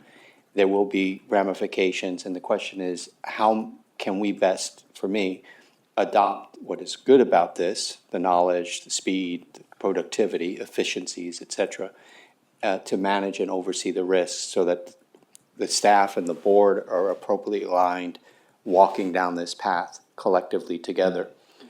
And then just an observation, I think Benioff most recently has been very outspoken about some of the existential threats with this technology that has not, from his perspective, been given enough attention by policymakers and others that blindly are leading us down this path.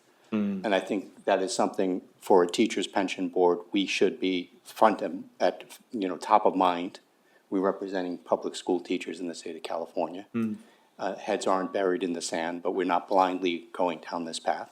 And I think the second person that's been speaking quite a bit lately and has written about it is the CEO of Anthropic. And which one of these companies will become the trusted source? I think that will be a battle. Who will be the reliable, trusted, quote unquote, most ethical of these organizations? So, no question there. I apologize, Madam Chair, but our CIO opened it up to. I wanted to jump in, and I think it's a good exchange. It's lovely. I mean, I wanted it to be a discussion. That was what I said at the beginning. I'm going to use some jargon, ontology-aware LLMs. What you can think of that language as meaning as domain expertise.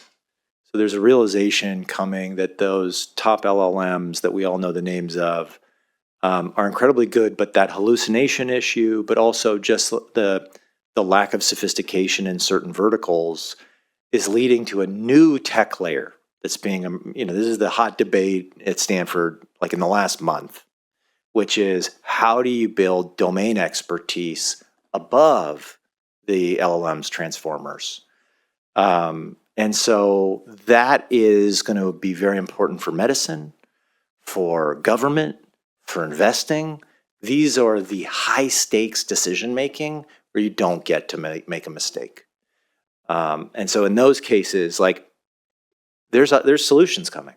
So coming back to this, I just wanted to make a point at the end, which is called portfolio navigation, our version of what we've talked about over the last hour. We still need the GPS. So even though we're all excited about ontology-aware LLMs and generative AI and all these buzzwords, like we need to get our data governed and organized. And that is actually a big project. When does data go stale? Who has the right to change data? When do we have to re-up the data? And part of this is actually building new process. So just as you have thought about emerging manager programs for the new vibrant managers that are going to, really be the future stars, I would encourage you, alongside your traditional tech procurement, to consider emerging technologist programs, emerging entrepreneur. Help these young people build for you. You would be shocked how much a team of 5 people can do today because of the AI coding stack. The real transformative technologies are being built by 5 to 15 people, that are not 10x engineers. They're 100x, 1000x engineers because of systems like Cursor or GitHub. So getting your destination, that's moving beyond just the full funding and into what does full funding mean in terms of cash outflows. And then with our precise location and your destination, we can kind of unleash the power of AI. I'm winding down here in the last 5 minutes of our time. Key lessons from our research over the last 10 years. Speed is this devaluing commodity. Most of the tech that has been built in our industry has been built by service providers. Those service providers, whether it's BlackRock, SimCorp, Two Sigma, State Street, on and on and on, they don't have your time horizon. I mean, they might argue they do because they have shareholders and it's perpetual, but your time horizon is 75 years. There's some teacher that you need to think about 100 years from now. You are in a position to take advantage of inferential insight that they are not. Speed is great for them, gets them faster, makes them look more competitive versus their peers. Inference is harder, but if you're taking a 15-year view on your infrastructure investments, inference may actually be a lower bar. Second thing to think about, most of the friction we see inside with respect to AI and tech is internal. This goes to the conservatism, the fear of making a mistake. And ultimately, this probably requires innovation ecosystems where you can have safe places to fail. Sandboxes, different culture, different incentives. Maybe that sandbox is where you build an emerging tech program. Let me think about what else we need to do. Let me talk. How are the investors we see harnessing today? This is based on our work. We've seen a lot of your peers ask the big institutional players, the big tech providers, that some of which have been mentioned here, to change their roadmap. So rather than finding a hungry young entrepreneurial team, let's go to the existing providers and say, can you prioritize our needs? And so you're in debate with a tech provider on their roadmap rather than doing a fundamental rewrite of the tech stack. That's why we call it faster horses. That's the Henry Ford. If I asked the client what they needed, they would tell me faster horses. You might need a car. And this moment of AI, I promise you there's some cars coming. We just don't know what they are. So being attuned to those cars, those automobiles, is going to be valuable. There's a lot of organizations that are building Python engineers, Python teams, AI coding teams internally. It's going to be hard. I do change my mind from time to time. I used to think this was a sign of success. Oh, wow, you've built Python. And 7-8 years ago, I thought that was a sign that you'd really taken the leap to do something special. I think it's really hard to maintain those systems and the level of complexity. it's like really useful to outsource right now. Things are changing so fast and the teams are so dynamic that maintaining an AI system is going to be difficult. You can try and learn, and I don't want to like take the budgets away from people that are learning, because obviously building some of these things in-house helps you understand what you might want when you do partner. But I'll just note that that's been a common thing, but it's a bit challenging. The last kind of broader point is we did a survey of pension funds, I don't know, maybe 2 or 3 years ago. And when we asked them, who's going to transform your industry with tech? Something like 65% of them said startups. And I was kind of shocked by that because when you ask them, what's your process for working with startups? They don't have one. And so I just remind them that, none of my students at Stanford know who you are. Like I literally put the acronym CalSTRS on a slide 2 weeks ago. And I said, can anybody in this room of 100 people tell me what that stands for? And 0 people put their hand up.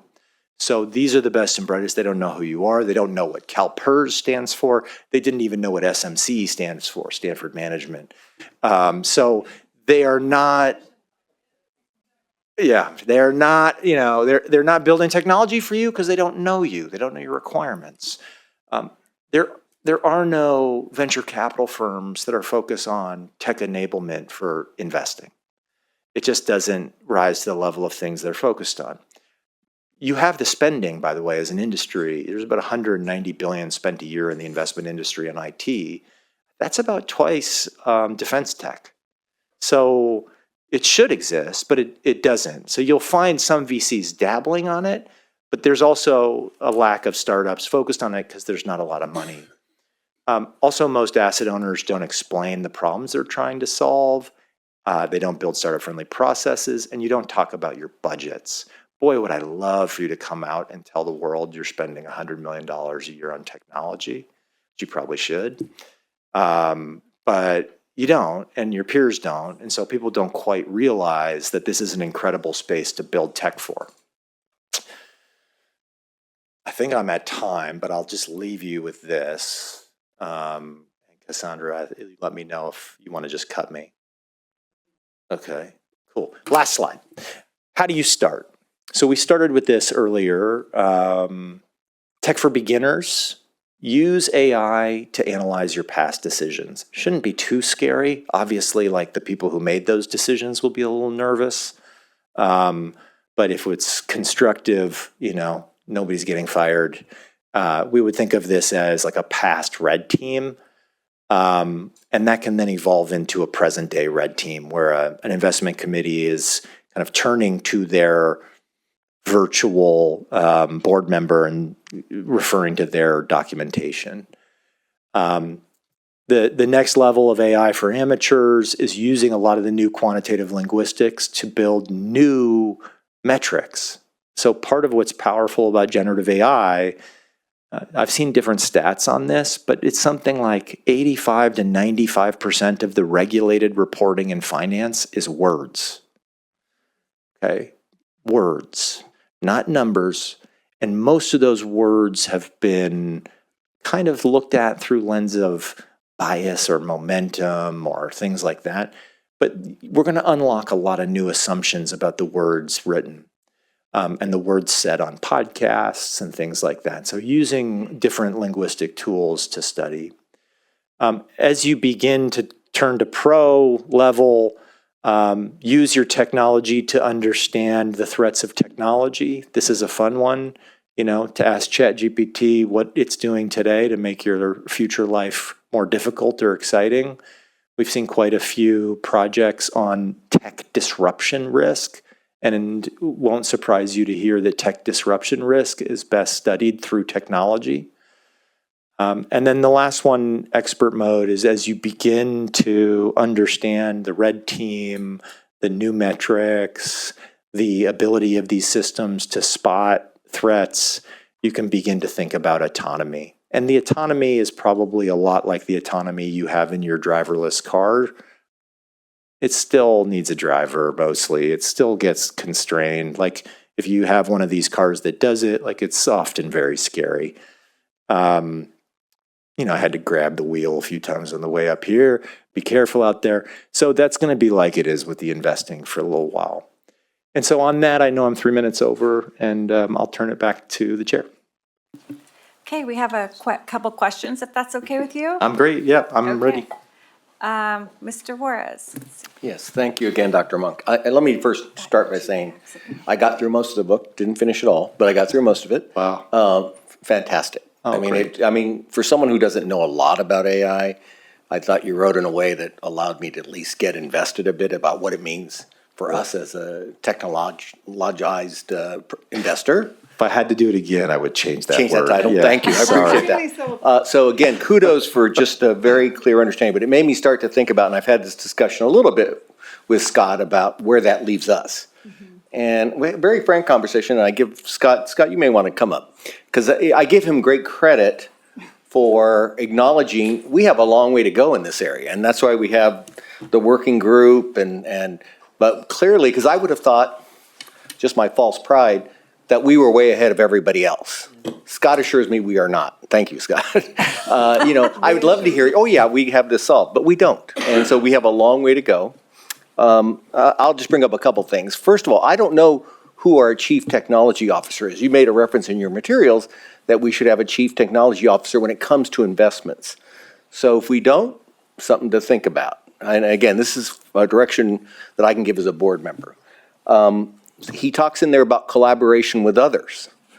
I'm not aware of instances, I'm sure we've done it, where we are working with others in the area of technology to benefit both us and them and the industry as a whole. So to the extent that we're not doing that, we might want to consider that as a possibility. And then the last thing that I would just offer is, I don't know how we prioritize innovation.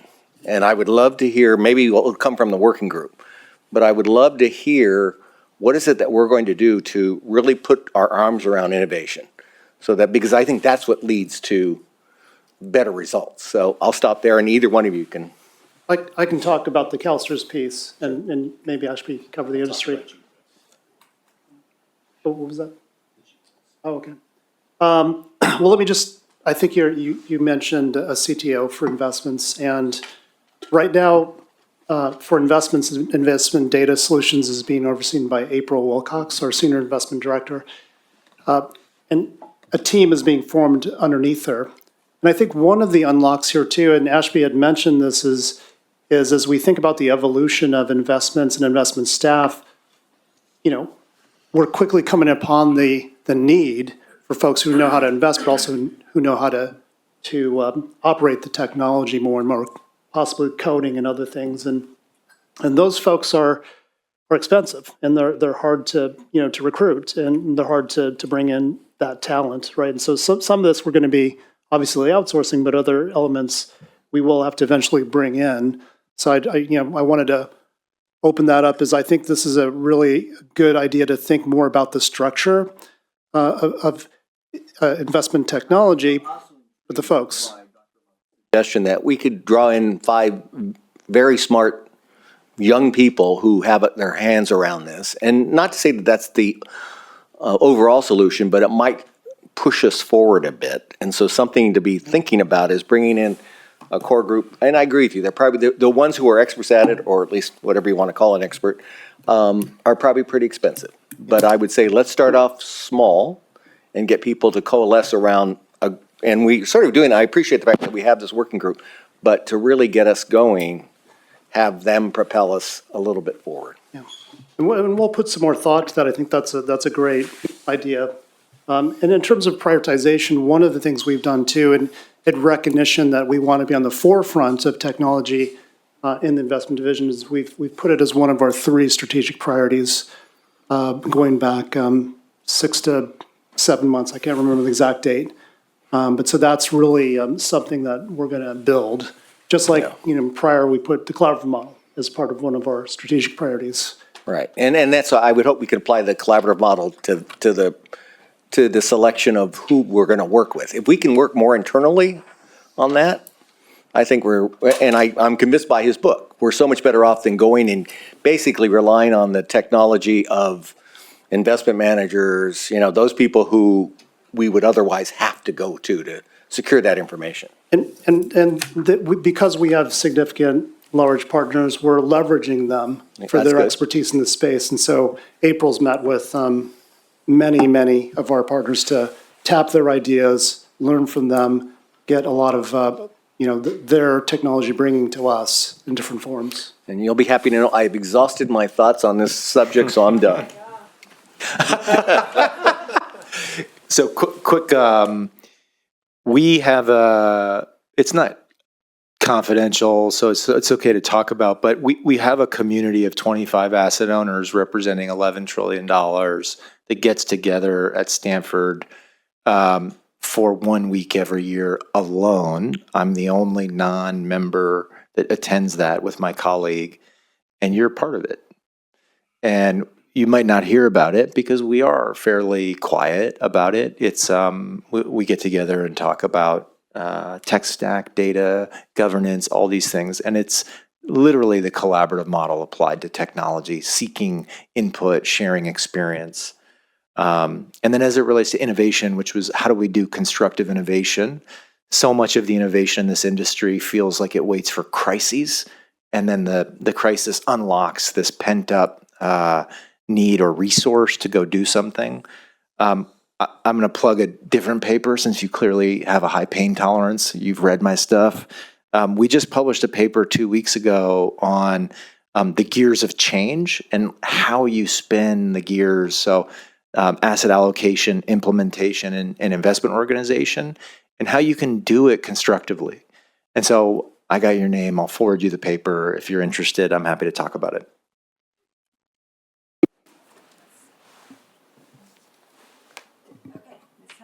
No worries. One idea I have, Professor Monk, is a Stanford doctoral thesis. I feel that in maybe a student's future or a couple students' future, so that they could do a thesis on CalSTRS once they understand what CalSTRS stands for. Post that. So just ideas for creative problem solving. And then I do know, Cassandra, you've talked about innovation this past. I think it was before you came back on the board. But I know, that's a priority for the entire enterprise. So I just wanted to flag that to you, Cassandra, that you've mentioned innovation, and we've had Offsite. We've gotten quite a bit of work done in that. It was part of our original strategic plan from 22 to 25. So we've built out and established our capabilities. Now we're starting to implement some of the outcomes of those recommendations in this new strategic plan cycle. So do we have an organizational structure that has the innovation work in it? We have an innovation portal for ideas. I'm going to speak about it a little bit in the technology governance and my CEO report, but we have a whole structure of how we are vetting non-technology innovative ideas, because there are plenty of those, but how do we vet and test out technology innovation as well as that component of AI. The AI coming into the environment, to the degree that it has, diverted some of the focus from the innovation into how are we governing AI as we are working in the organization. But now we haven't slacked, but now we're kind of bringing it all together. So I have two questions. Mm-hmm. One is around, Steve, you're kind of teeing up some of the practical maybe feedback that you could give us currently at CalSTRS. In terms of the next couple of years. It sounds like one might be to look at our budget, and Julie, you can tell us later, you're talking about $100 million tech budget. So obviously just allocating more resources into this space, that seems like, and I see Ashish nodding his head. So in line with that, are there a couple of other kind of maybe short-term pieces of feedback you could give us in terms of things that we could work on in this space that are practicable in the next couple of years as a board? So you have the resources. And so if I've got your attention and you're ready to put resources to work, like we're 90% of the way there, that's great, because how to deploy those resources, continue to invest in clean data. That's your portfolio GPS. Continue to think about safe spaces to fail.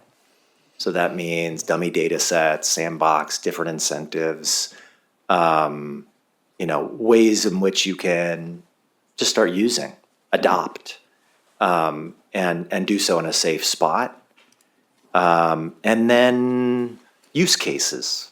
So sometimes it's really helpful to build momentum in a place like this to think, what are the 2 or 3 use cases? So take the time to go find 600 use cases, but pick the 2 or 3 that allows you to really demonstrate the value. My bias is less about replacing people's time with AI and more about finding ways to reveal epiphanies in your portfolio. So the epiphany is the real powerful driver of a business case. If you use AI and you find something out about your portfolio you didn't know before, which if that even results in a change in your portfolio, Yeah, the $100 million cost for that data has just been paid for. yeah. The last, sorry, Denise, I just have one more, is I think your first initial slides around, the governance, culture, tech, those 3 pieces, I thought that was really helpful. And I guess I'm mindful to your students not recognizing who we are. Just, I hang out in institutional investing spaces a lot, both here and other parts of the world. And the culture tends, I'm not gonna, but it tends to be a little old school. It tends to be very like, this is how we've always done it for 100 years. CalSTRS is over 100 years old. And I'm just mindful of, and I do think on our board, we really value our board culture. We value governance. I think we have a pretty strong reputation around that. And so I guess I wonder, as you think about, and I know, I mean, our staff are in the room, brilliant people who are going to help us do this work. But I guess I'm just mindful of, and I'm curious to hear more about this group of asset owners that come to, meet with you, because, I think the perception of institutional investing, we used to be sort of the dumb money, they would say that, or just, and I think we've changed that to some degree, but there is still, some, I think, resistance to change. And so to me, I guess I'm just wondering, and I honestly, I mean, even as we're having this conversation today, I feel, some tension around like people's jobs. Yeah. And how is this going to impact, and I'm a labor leader and I worry about people's jobs and all that good stuff. And so I just wonder if you could maybe touch on sort of the juxtaposition between sort of, in my words, old school, like institutional investing culture, sort of the newness of the technology you're talking about, where it's at, and then how we can bridge that so we can actually capitalize for our members and for their pensions the benefit of technology for our members. How do we do that? Yeah, I'm gonna see if I can. In one let's see sentence. if I can. You tell me. You can put up the judge's card at the end and see if Yeah. I land this one. Okay. Stick the landing. I think your identity, which is very clear, walking in here and seeing the culture on this board, and the passion and for the mission, translates into a very meaningful career, very mission-driven career, which my students want. They're after that. And I see you call it conservatism, maybe we call it prudence, fiduciary standard. That's great. That's who you are. Like, let's not change that. It might be a weakness in certain moments. It might be a strength in others. But let's own that and think about how we build success around CalSTRS, right? I think there's just an opportunity to do the innovation in creative ways while maintaining your kind of core philosophy. And I don't think we're going to lose as many jobs as we refocus. A lot of people are going to go from data entry into something higher. I'm not sure I've answered the whole question, but.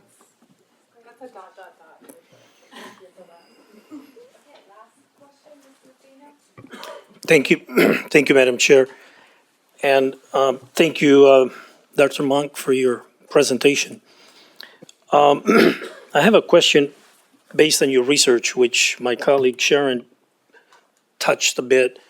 And the question is, I'm curious to know, based on your research, what distinguishes institutions that successfully set AI and data into their culture and operating model for the long term versus those that make significant investments in technology but struggle to realize lasting values? It's a little bit like announcing TPA and then trying to figure it out after. These are organizational changes as much as portfolio changes. And building a culture of experimentation and frankly permissive failure, that's not part of our DNA as pension funds. We were set up to be pretty conservative because we're managing pension capital. And frankly, when a lot of these funds got set up 50, 70 years ago, 100 years ago in your case, we didn't quite expect the level of innovation that was coming, that we would be forced to navigate. And so now we are in this moment where there's this massive wave of AI coming. You're going to have to navigate that wave, right? And building this resilient culture, governance, technology is all part of like future-proofing the organization. I think it's holistic. The ones that don't do it well don't take a holistic approach, you know? But also don't ignore it. There's a lot of people signing up for these accounts with their personal emails. Ask your team. He hasn't said anything to me, but ask your team how investment memos have changed from your junior staff in the last 2 years. My guess is there was a moment where you saw a lot of dashes and bullet points, but then the young people are smart. So now they ask ChatGPT to make their output not look like ChatGPT. And so the ChatGPT is rewriting over its ChatGPT identity. But I get papers submitted to me that are so good, I'm blown away. I'm not sure exactly what to do with them, be frustrated or be thrilled. So it's happening. But yeah, so creating safe spaces where it can happen, I think, is a big part of it. By the way, I need to confess, I haven't got a chance to read your book, but I suspect I will have a little bit of time. Yeah. So, and hopefully I will get some additional answers to my question. Thank you, Madam Chair. You're welcome. Okay, I think that concludes our questions. Thank you so much for your presentation. We appreciate you.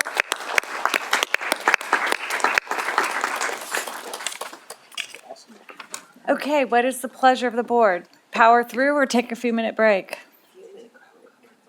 How about an autograph? Few-minute break? I'm hearing a few-minute break, so. Go get them. 3 o'clock we're starting, and we'll have hopefully like 10 to 15 minutes left.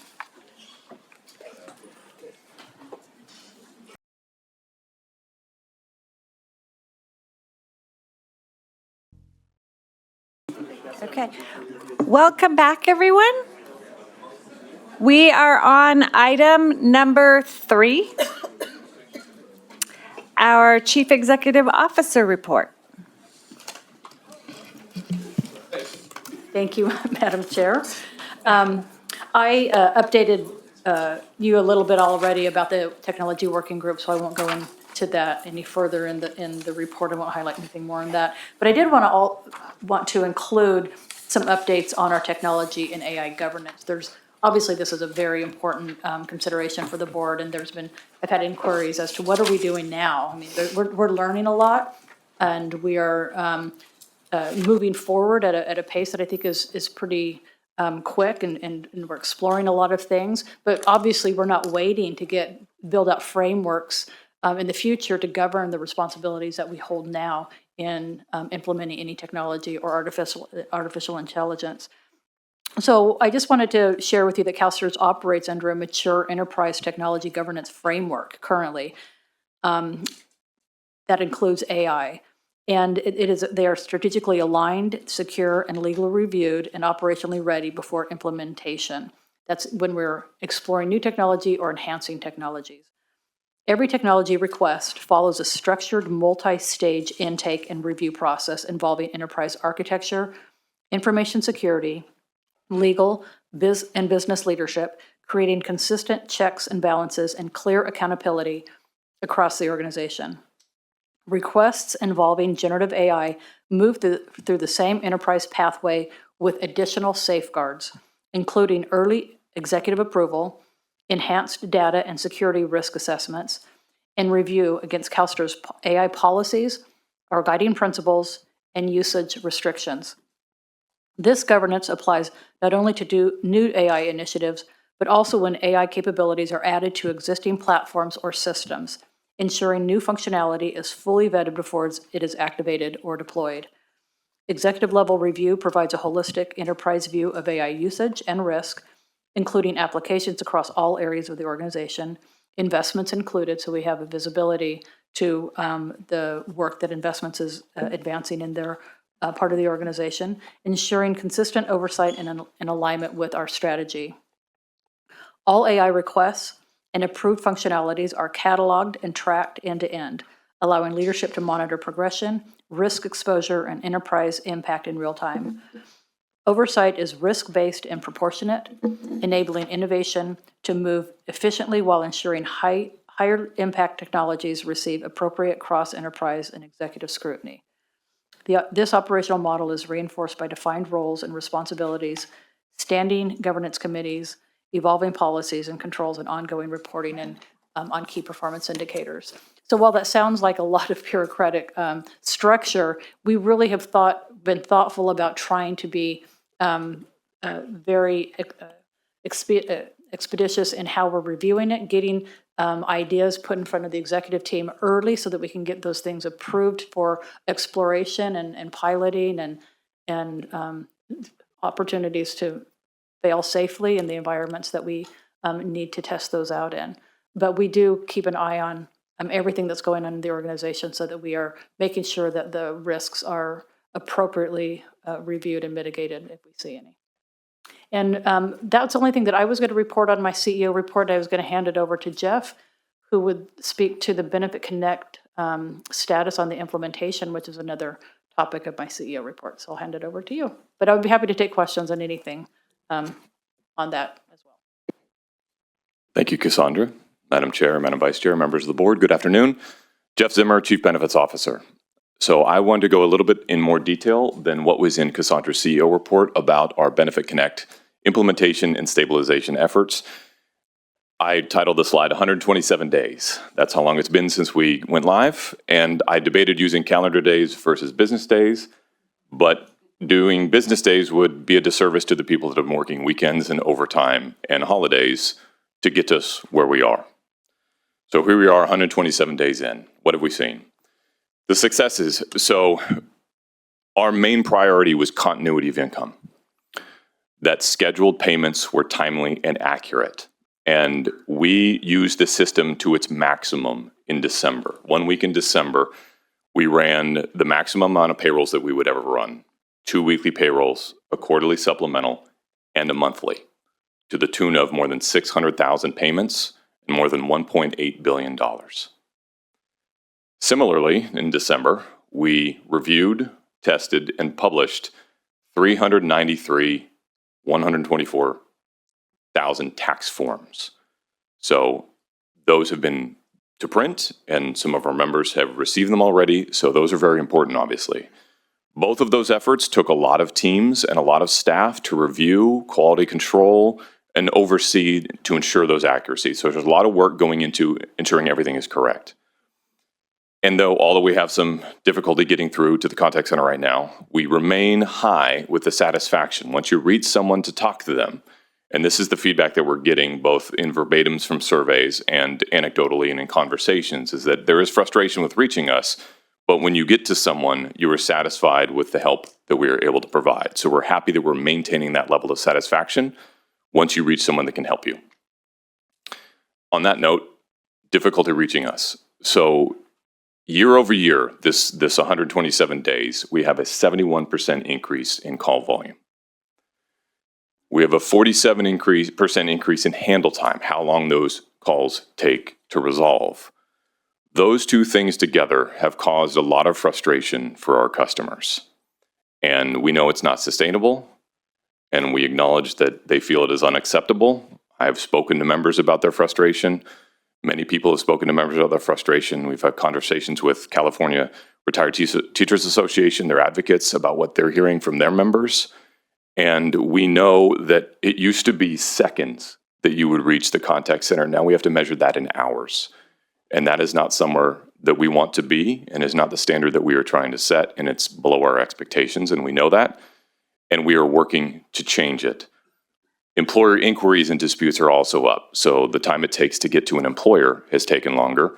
And if they've had difficulty reporting information to CalSTRS, as they are required to do, and there's a delay in that, they may have penalties assessed because of the timeline. So that has resulted in more disputes from those employers that impacts our partners on our contributions team in financial services. There are historical cases that converted over from the old system in flight, and they are complex, and they take more intervention and analysis to complete than they do if they were native to the new system. So we're working through those backlogs. That takes longer. When things take longer, people wonder where their application is. They wonder about what's happening, so they call, and they're not happy about waiting. Sometimes they call again. Again, that increases the amount of calls that we receive because of the delays upstream of what they are expecting. It's also frustrating for staff. They're trying to get this done. They have expectations themselves about how quickly we can help our members and our customers, and it's difficult right now. Some things are harder to do than they used to be. And it's very difficult for them to get into a rhythm of actually getting the work done because of the competing priorities. So I mentioned before, we do a lot of payment review, a lot of quality control on things that are new. You might be called to do some payment review on a payroll. You might be asked to do user acceptance testing on a fix that's going in soon in a scheduled release. You might be working on an escalation from something that bubbled up that we want to resolve as quickly as possible because it was escalated from a member or a member's advocate. All of those things prohibit us from really getting into a flow, and it takes away from our ability to do the best that we can. We're also in the middle of peak seasons. Right now is our peak notification of death season. It's also the peak season for benefits planning and scheduling the benefits planning sessions for those that want to retire in the summer. And it's also 1099 season, it's tax season. So we're getting a lot of calls about that. All of them are together. So there's a lot going on that's contributing to this cycle of longer things take more time, resulting in more escalations and more calls. And through all of this, when we think about solutions, we have to balance security and ease of use. That's certainly part of what's happening with CalSTRS, is we want a secure website and an experience where we protect our members' information, which may require more upfront work to validate someone. And even when we think about solutions internally about how we can fix things, we want to make sure there's adequate controls on top of them. So we can't just do anything fast and loose. So what are we doing about this? We're working with our vendor Sagitech to prioritize the fixes and streamlining CalSTRS registration and access. There's a team that meets regularly to go over what the common complaints and concerns and themes are from these calls that we're getting that related to CalSTRS access and usability. They meet regularly and they prioritize these fixes. We've done a lot since go live, but just in the last week, there were 3 fixes that went in last week and 3 fixes scheduled to go in this week. And those are related to what the contact center is hearing and what we're experiencing. One of those even came from an escalation from CalRTA about something that they heard about. That is being addressed in one of these fixes. So we're going through all of those as well. So we're hearing what's happening with people and then trying to apply it and then make this system more streamlined and easier to use.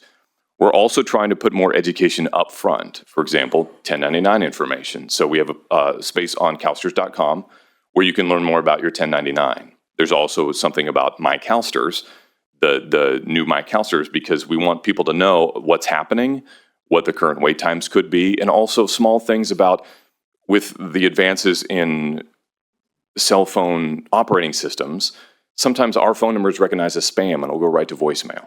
So we want to let members know, hey, if you see this number or this number, that's us calling. We're also trying to figure out how can we make our name more prominent when we do an outbound call, when someone requests a callback, because you can. If you don't want to wait in queue, you can request a callback. But if that's going to go straight to voicemail, we haven't really solved anything. So that's on CalSTRS.com, information about that, as well as 1099.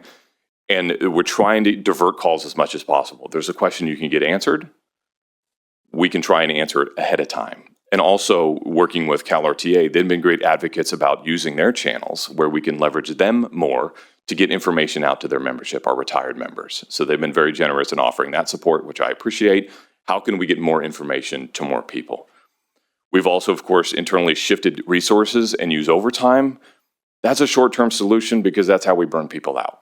So we have been creative in what we do and try and align people to workloads and all of that. We're being very creative with all of that. But it leads into our real root cause of what we need to do is assessing our capacity needs. So what we have done, we've already begun recruitment on resources for the contact center and operations. And then we continue to look at ways we can get to the root cause of problems that are driving the calls, try and solve those, and see what we need for the business. This, again, upstream of the calls. Things that are taking longer, how can we supply resources to those areas to maybe move processing faster, to avoid escalations, and to get these done quicker. So that's all happening. So the impacts that we're feeling are not just in the contact center. They're spilling over to the ombuds. They're spilling over to our general counsel. They're spilling over to our Pension 2 hotline, our scheduling hotline, and most importantly to our MSCs, where people are coming in frustrated because they can't get through to us. So there's a lot of impacts being felt across the organization, and of course, including all of the people that are working on the system, trying to get things done, learning as they go, and trying to move around obstacles and workarounds. So there's a lot going on.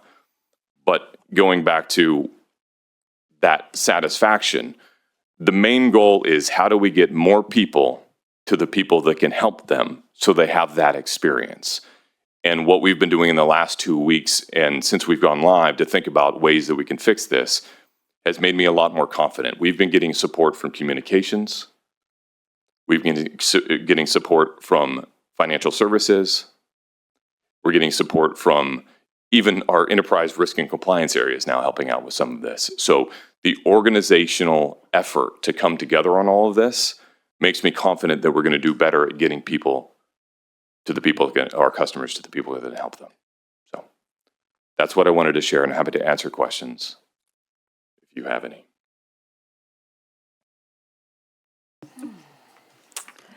I do not see any questions. Okay. Thank you. Oh, can I ask a question? Got a question, just kidding. Well, I was just curious, Jeff, I mean, you know, I've talked to some of those members in the LA Community College District and around the state with our CFT, CCC. And I know this isn't like a perfect solution, but, you know, I've referred people to, you know, different modalities because I do still believe, and this is not, I mean, people need to be able to access us anyway. But I do, you know, a lot of our members are still very reliant on a phone call and being able to, and I get why. I mean, I even tell people, like, I get this is such a personal decision. You want to talk to a live person. I wonder how, is there outreach or ways we can help our members think about different modalities to contact CalSTRS. So that it's, you know, like, hey, if it's an hour, I mean, I know we're going to mitigate all these problems right away, Jeff, you're going to take care of it and we won't have these issues anymore. For the record, didn't say right away, but we are actively in and a urgently working reasonable on it. amount of time. I guess I have to speak like a board member, reasonable amount of time. But I just wonder what we can do to think through like creative problem solving for our members, because I know I've used like the messaging and that has been great and very responsive. I don't know if that solves, maybe it's any way you contact CalSTRS, it's just tough.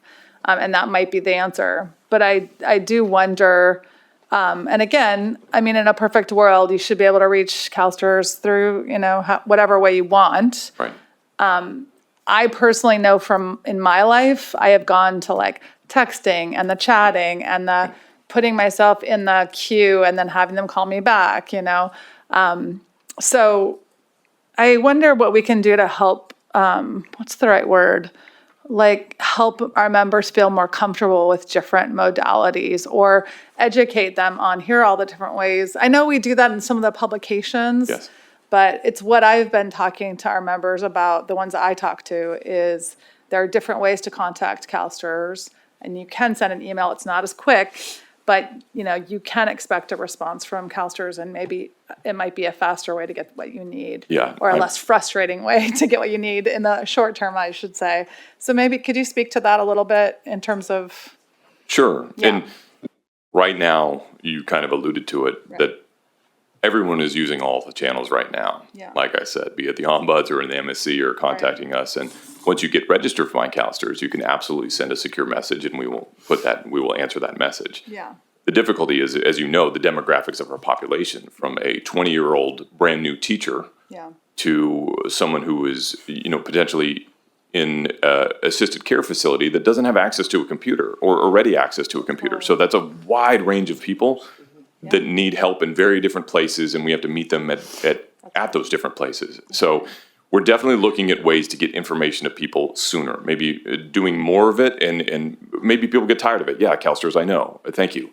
But I'd rather be there than people feeling like, I didn't even know about that. Right. So it is challenging we want also reliable channels of information. So whatever we open up, we want to make sure that the answer that comes back is correct. So, like the chatbot kind of a thing, it makes me nervous, because these are really important decisions that a member or a beneficiary needs to make. I'd like you to talk to a benefits planner. Yeah. I'd like you to talk to an agent to make sure you get the right information and it's not truncated or out of context. So there's balance to that. It's like the security and ease of use that I talked about before. So definitely open to ideas, and our public affairs area has been great at reaching out to our advocate groups about how we can better work with them. So it's not just about this system. I mean, this is a lifelong goal of the pension system, to get better access and communication with the people that we serve.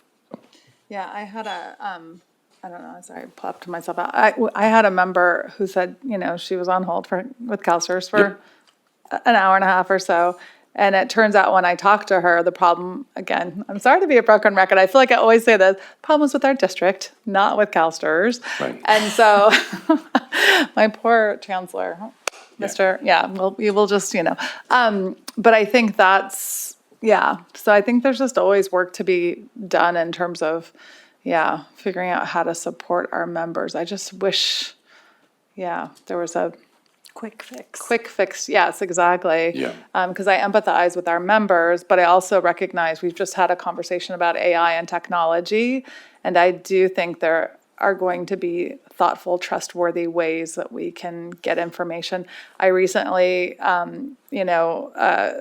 counseled one of my dear friends from my campus who just retired, and he said, Sharon, I'm worried about using the online system to submit my retirement. And I said, Right. hey, John, let me tell you, John, that actually the online process, it'll flag when you make a mistake, and that doesn't happen on paper. And he's like, oh, that's really helpful. So just things like that, which I know, again, and all of you out there that are advocates, you guys have had those same conversations.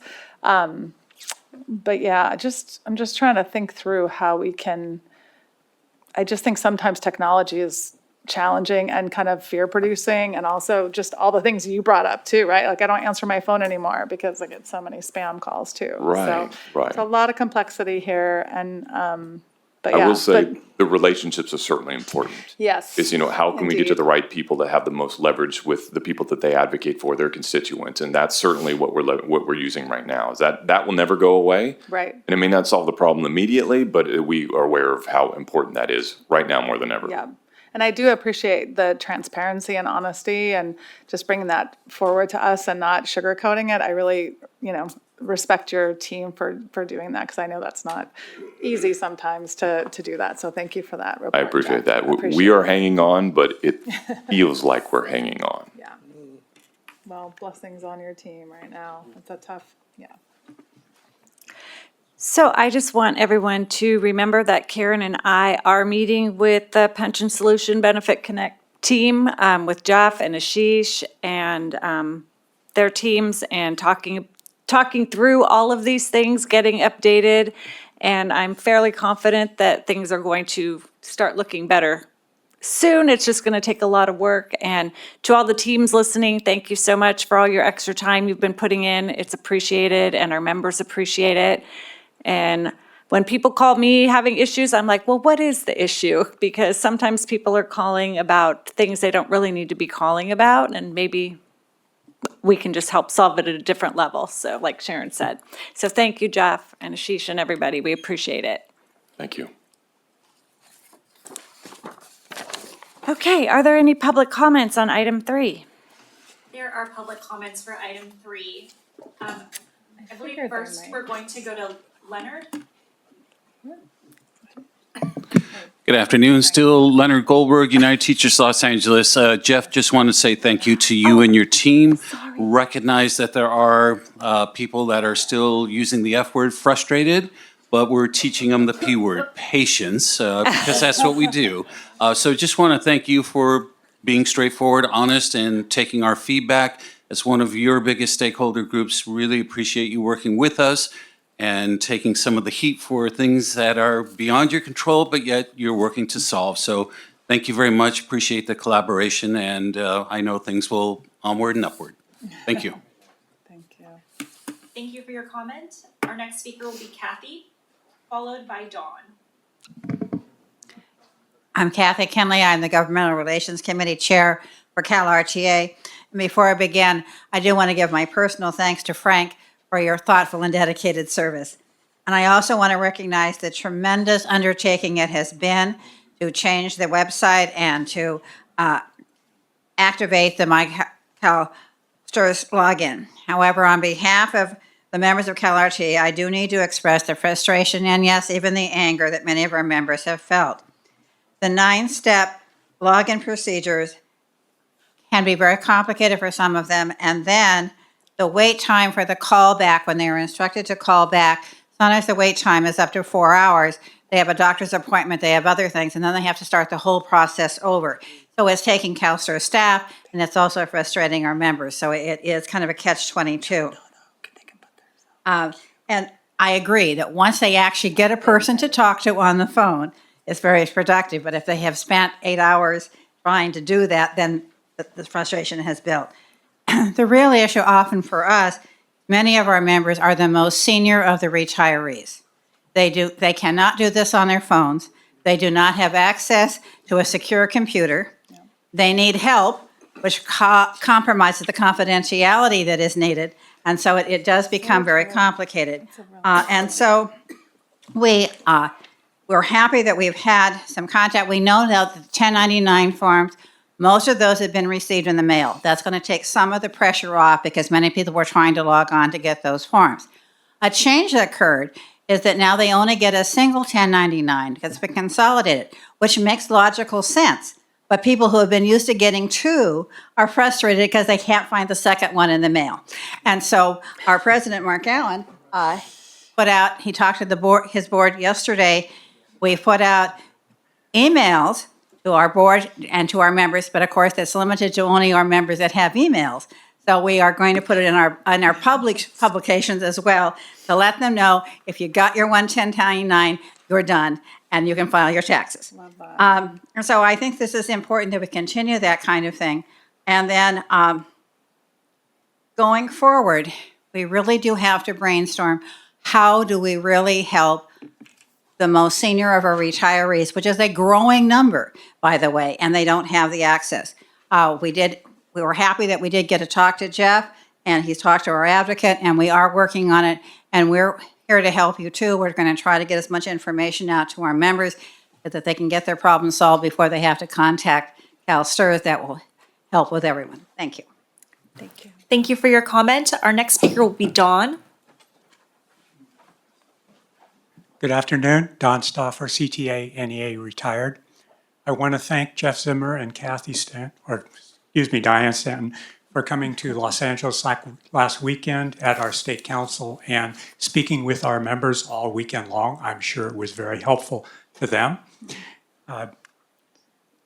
I also want to thank Jeff Zimmer for his update at the client advisory meeting at the beginning of this week. That was also very helpful. I appreciate that CalSTRS is working very hard to make sure that our membership gets reconnected back to the system. I think we still need to appreciate the fact that because of our chronological ages as retirees, none of us are digital natives.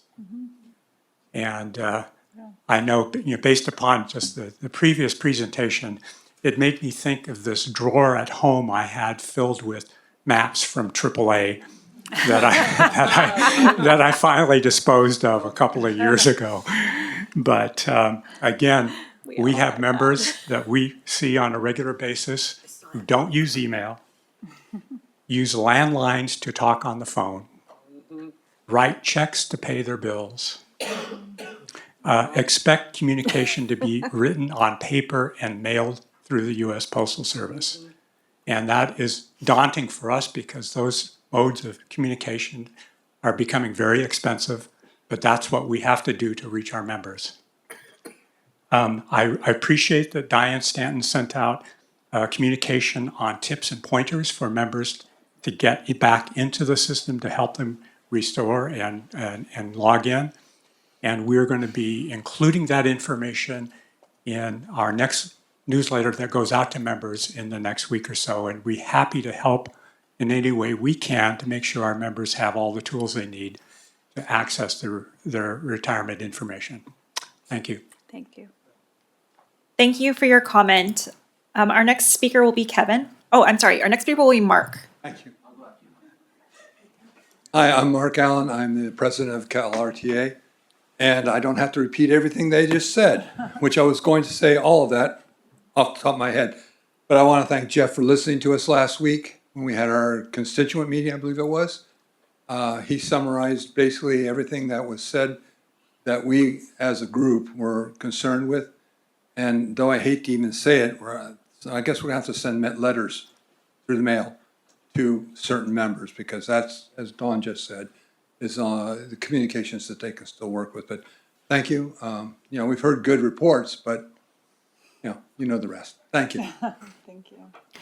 Thank you for your comment. Our next speaker will be Kevin.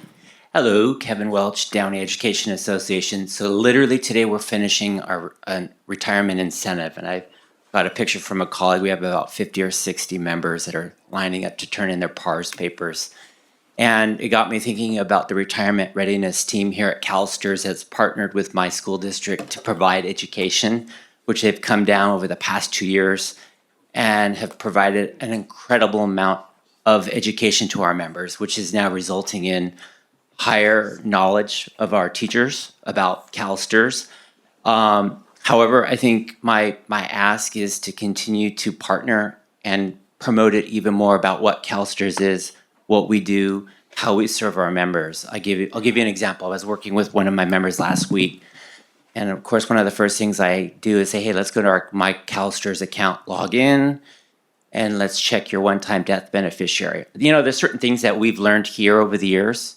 Her husband passed away years ago, about a year and a half ago. He's a PERS member, and nothing was listed on her one-time death beneficiary. Right. So once again, it reflected on when I was reflecting, it's like even though we think we're reaching our members, we're just scratching the surface about education, about what we need to do to continue our efforts to get all of our members to see what this wonderful benefit is that we have here at CalSTRS, but let them know about this system. So my ask is to continue to partner, especially with our new teachers. And I want to give a thank you to the retirement readiness crew, Jennifer Helford Gomez, Jim Allen from Irvine and Glendale. Diane's always responsive to my needs, my requests. Teresa, I know she's not here, but we so much appreciate this relationship that we have with you, and we wish to continue to bring it out to the rest of our 300,000+ members from CTA, as well as 1 million members in CalSTRS. Thank you. Thank you. Thank you for your comment. We're going to move to phone comments. So our next speaker will be Ari. Oh, there's more than one. Ari, go ahead. Hi, my name's Ari Krawitz. Yeah, hi, my name's Ari Krawitz. Hopefully you can hear me. Yep. I listened through quite a long time and have been waiting, so thanks for having my comment. So my father was a teacher for 30 years in LAUSD. He passed in June of 2025, so that's more than 6 months ago. I've been working with CalSTRS to have the benefit, the inheritance benefit go through to my mother, who was receiving money from CalSTRS, and myself. And basically, it's been like talking to a black hole. Nobody is reaching out to us. I reach out to CalSTRS once a month, and I'm told, oh, sorry, we had a change in systems, and what's the ETA for the timeline when we'll be notified? We don't have one. What's the benefit? We can't send you that. So for me, it's not been as big of a deal because I never received any inheritance money, but my mother was living on that money, and she's an 83-year-old senior citizen. This has put a considerable stress on her, and she's having to reach into her savings to get by. There's been no explanation from CalSTRS what happened, so she doesn't know if there will be any more retirement money, which she should be getting, as far as I understand, through the rest of her life, because that was what my father's retirement was supposed to be for. And I'm just hoping that I heard Jeff Zimmer say that 93% satisfaction. My mom really wants us to go and get lawyers to come after CalSTRS because she's so frustrated. And I said, no, let's just be patient. I'm sure they have a backlog and it's very problematic. But, nobody has contacted her or me. There's been no follow-up. And I guess the thing I was hoping CalSTRS could do is, at the very least, engage with the people and let them know that you're aware of that there's a challenge, and give us some kind of broad timeline of what we can look at for when things will be resolved. Right now, it's just complete silence. I send emails that get bounced. I send emails that say, sorry, no response for 2 weeks. It was funny. They said, it's an hour delay. I've waited through that delay to speak to someone who says, oh, I can't get that information. I'll have someone get back to you. And then no one ever responds. Or sometimes 2 weeks later, I'll get an email saying we're looking into it. So 15 seconds. I understand. Yeah, I understand that you guys are going through a change.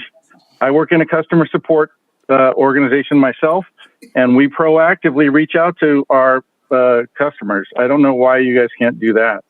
So thanks. Thank you for your comment. That is the conclusion of public comments for this item. Thank you. They have his name and contact information. He doesn't But it doesn't sound like it. He doesn't know it? Okay, that concludes, oh no, excuse me, Mr. Ruffino had a comment? Sorry, I missed you earlier. That's okay. Thank you, Madam Chair. And yes, our office would like to make a comment on the CEO report on last page, page 5, on CalSTRS receiving the 7th consecutive budget award. So on behalf of Treasurer Ma and our entire office, we are delighted to congratulate the CEO, the CFO, and the entire financial team on earning its 7th consecutive Government Finance Officer Association Distinguished Budget Presentation Award. This continued recognition reflects CalSTRS' strong commitment to transparency, fiscal discipline, and clear communication. These are core principles that protect the retirement security of California's educators and uphold the highest standards of public stewardship. So well done, team, and thank you for the hard work. Thank you, Madam Chair. Thank you so much. Okay, item number 4. Do we have any new information on the calendar? Can we No, just I'll move it? Yeah, it's the second reading. We did not receive any feedback after the first reading or recommendations for suggestions, so I don't have to reiterate what's already been said, but it is an action item. Okay. Are there any public comments on item 4? There are no public comments for item 4. Okay, Sharon moves approval. Ken seconds it. We need to do roll call on this one? No? Okay. Without objection, we will accept the calendar as written. Okay, seeing no objection, that passed. Item number 5, These are informational. Are there any public comments on item number 5? There are no public comments for item 5. Item 6, consent agenda action. I have a statement to read. The Compensation Committee moves the adoption of proposed increases to base salary ranges for the executive positions to be effective February 1st, 2026.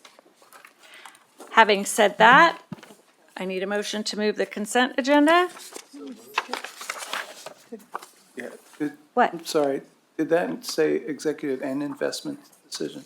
Or was that typo? I think in one version.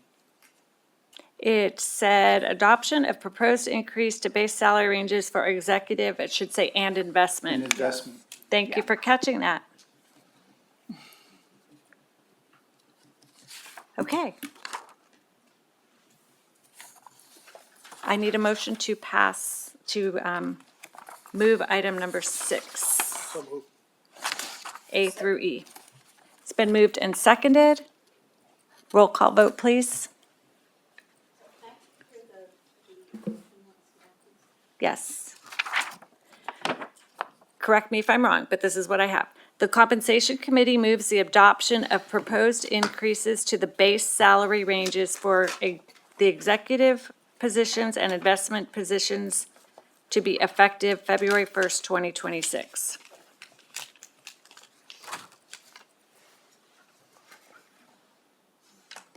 Okay, it's been moved and seconded, so we need a roll call vote on this one. Okay. Ms. Gallegos? Abstain.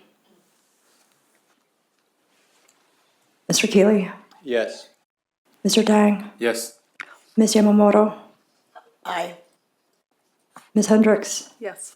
Mr. Gunning? Yes. Mr. Rufino? Yes. Mr. Delamini? Abstain. Mr. Loris? Aye. Chairperson Bradford, would you care to vote? Yes and yes, thank you. Motion passes. Thank you very much.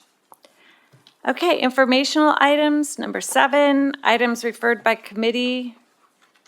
Wasn't that number? For board decision? I don't believe there were any, we just did the one, right? Item number 8, new business, review of information requests. There's none. None. Item number 9, draft agenda for next meeting. Madam CEO, do you have any updates? We have a couple of add-ons. We're going to have an innovation update, so we'll have a lot more context that we can talk about and the work that we're doing. To Steve's question earlier, we'll have definitely a technology working group update. It's either a standalone item or as part of my CEO report, and it looks like there might be enough room for another educational item in some of the outcome of the discussions that the technology working group are participating in. So we'll be tightening that up, but those are the things I forecast will be on there. Thanks. Thank you. Item number 10, are there any statements from the public? We have one person, in-person public comment from Laura. Can she please have 3 minutes? Hi. My name is Laura Kerr. I'm with the Charter School Development Center. We recently started working with your staff on an issue, and I wanted to come and introduce myself and provide a little bit of context. I know that there's a lot of kind of myths and facts about charter schools, and I just wanted to level set about who we are and what we're all about. So first, CSDC, we were started 35 years ago by our founder, and we do advocacy, but our bread and butter really is technical support. So we do a Human Resources Academy, a Chief Business Officers Academy, a Leadership Academy. So like you, we are interested in stewardship and making sure that our members have all the information they need to run great public schools. We represent hundreds of charter school operators across California. And CSDC has a history of working constructively with STRS, especially in the early days, to solve implementation issues. So it's in that spirit that we're here today. Again, about charter schools, we're tuition-free public schools, so we have to be authorized by local school districts. Since 2019, all of our teachers have to be credentialed, so they all hold credentials. And we're held accountable for finance, governance, and academic outcomes by those school districts. We were authorized in California in 1992,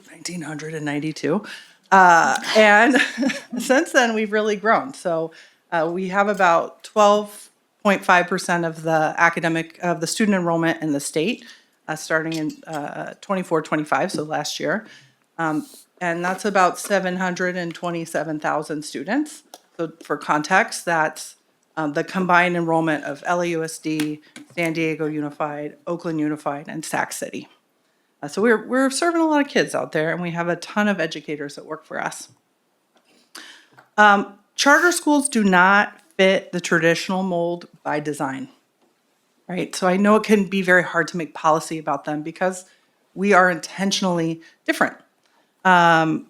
We were designed to expand choice within the public school system and to encourage innovation and certainly to improve student learning, but also explicitly in the Ed Code, our role is to create new professional opportunities for teachers, including the opportunity to be responsible for the learning program at the school site.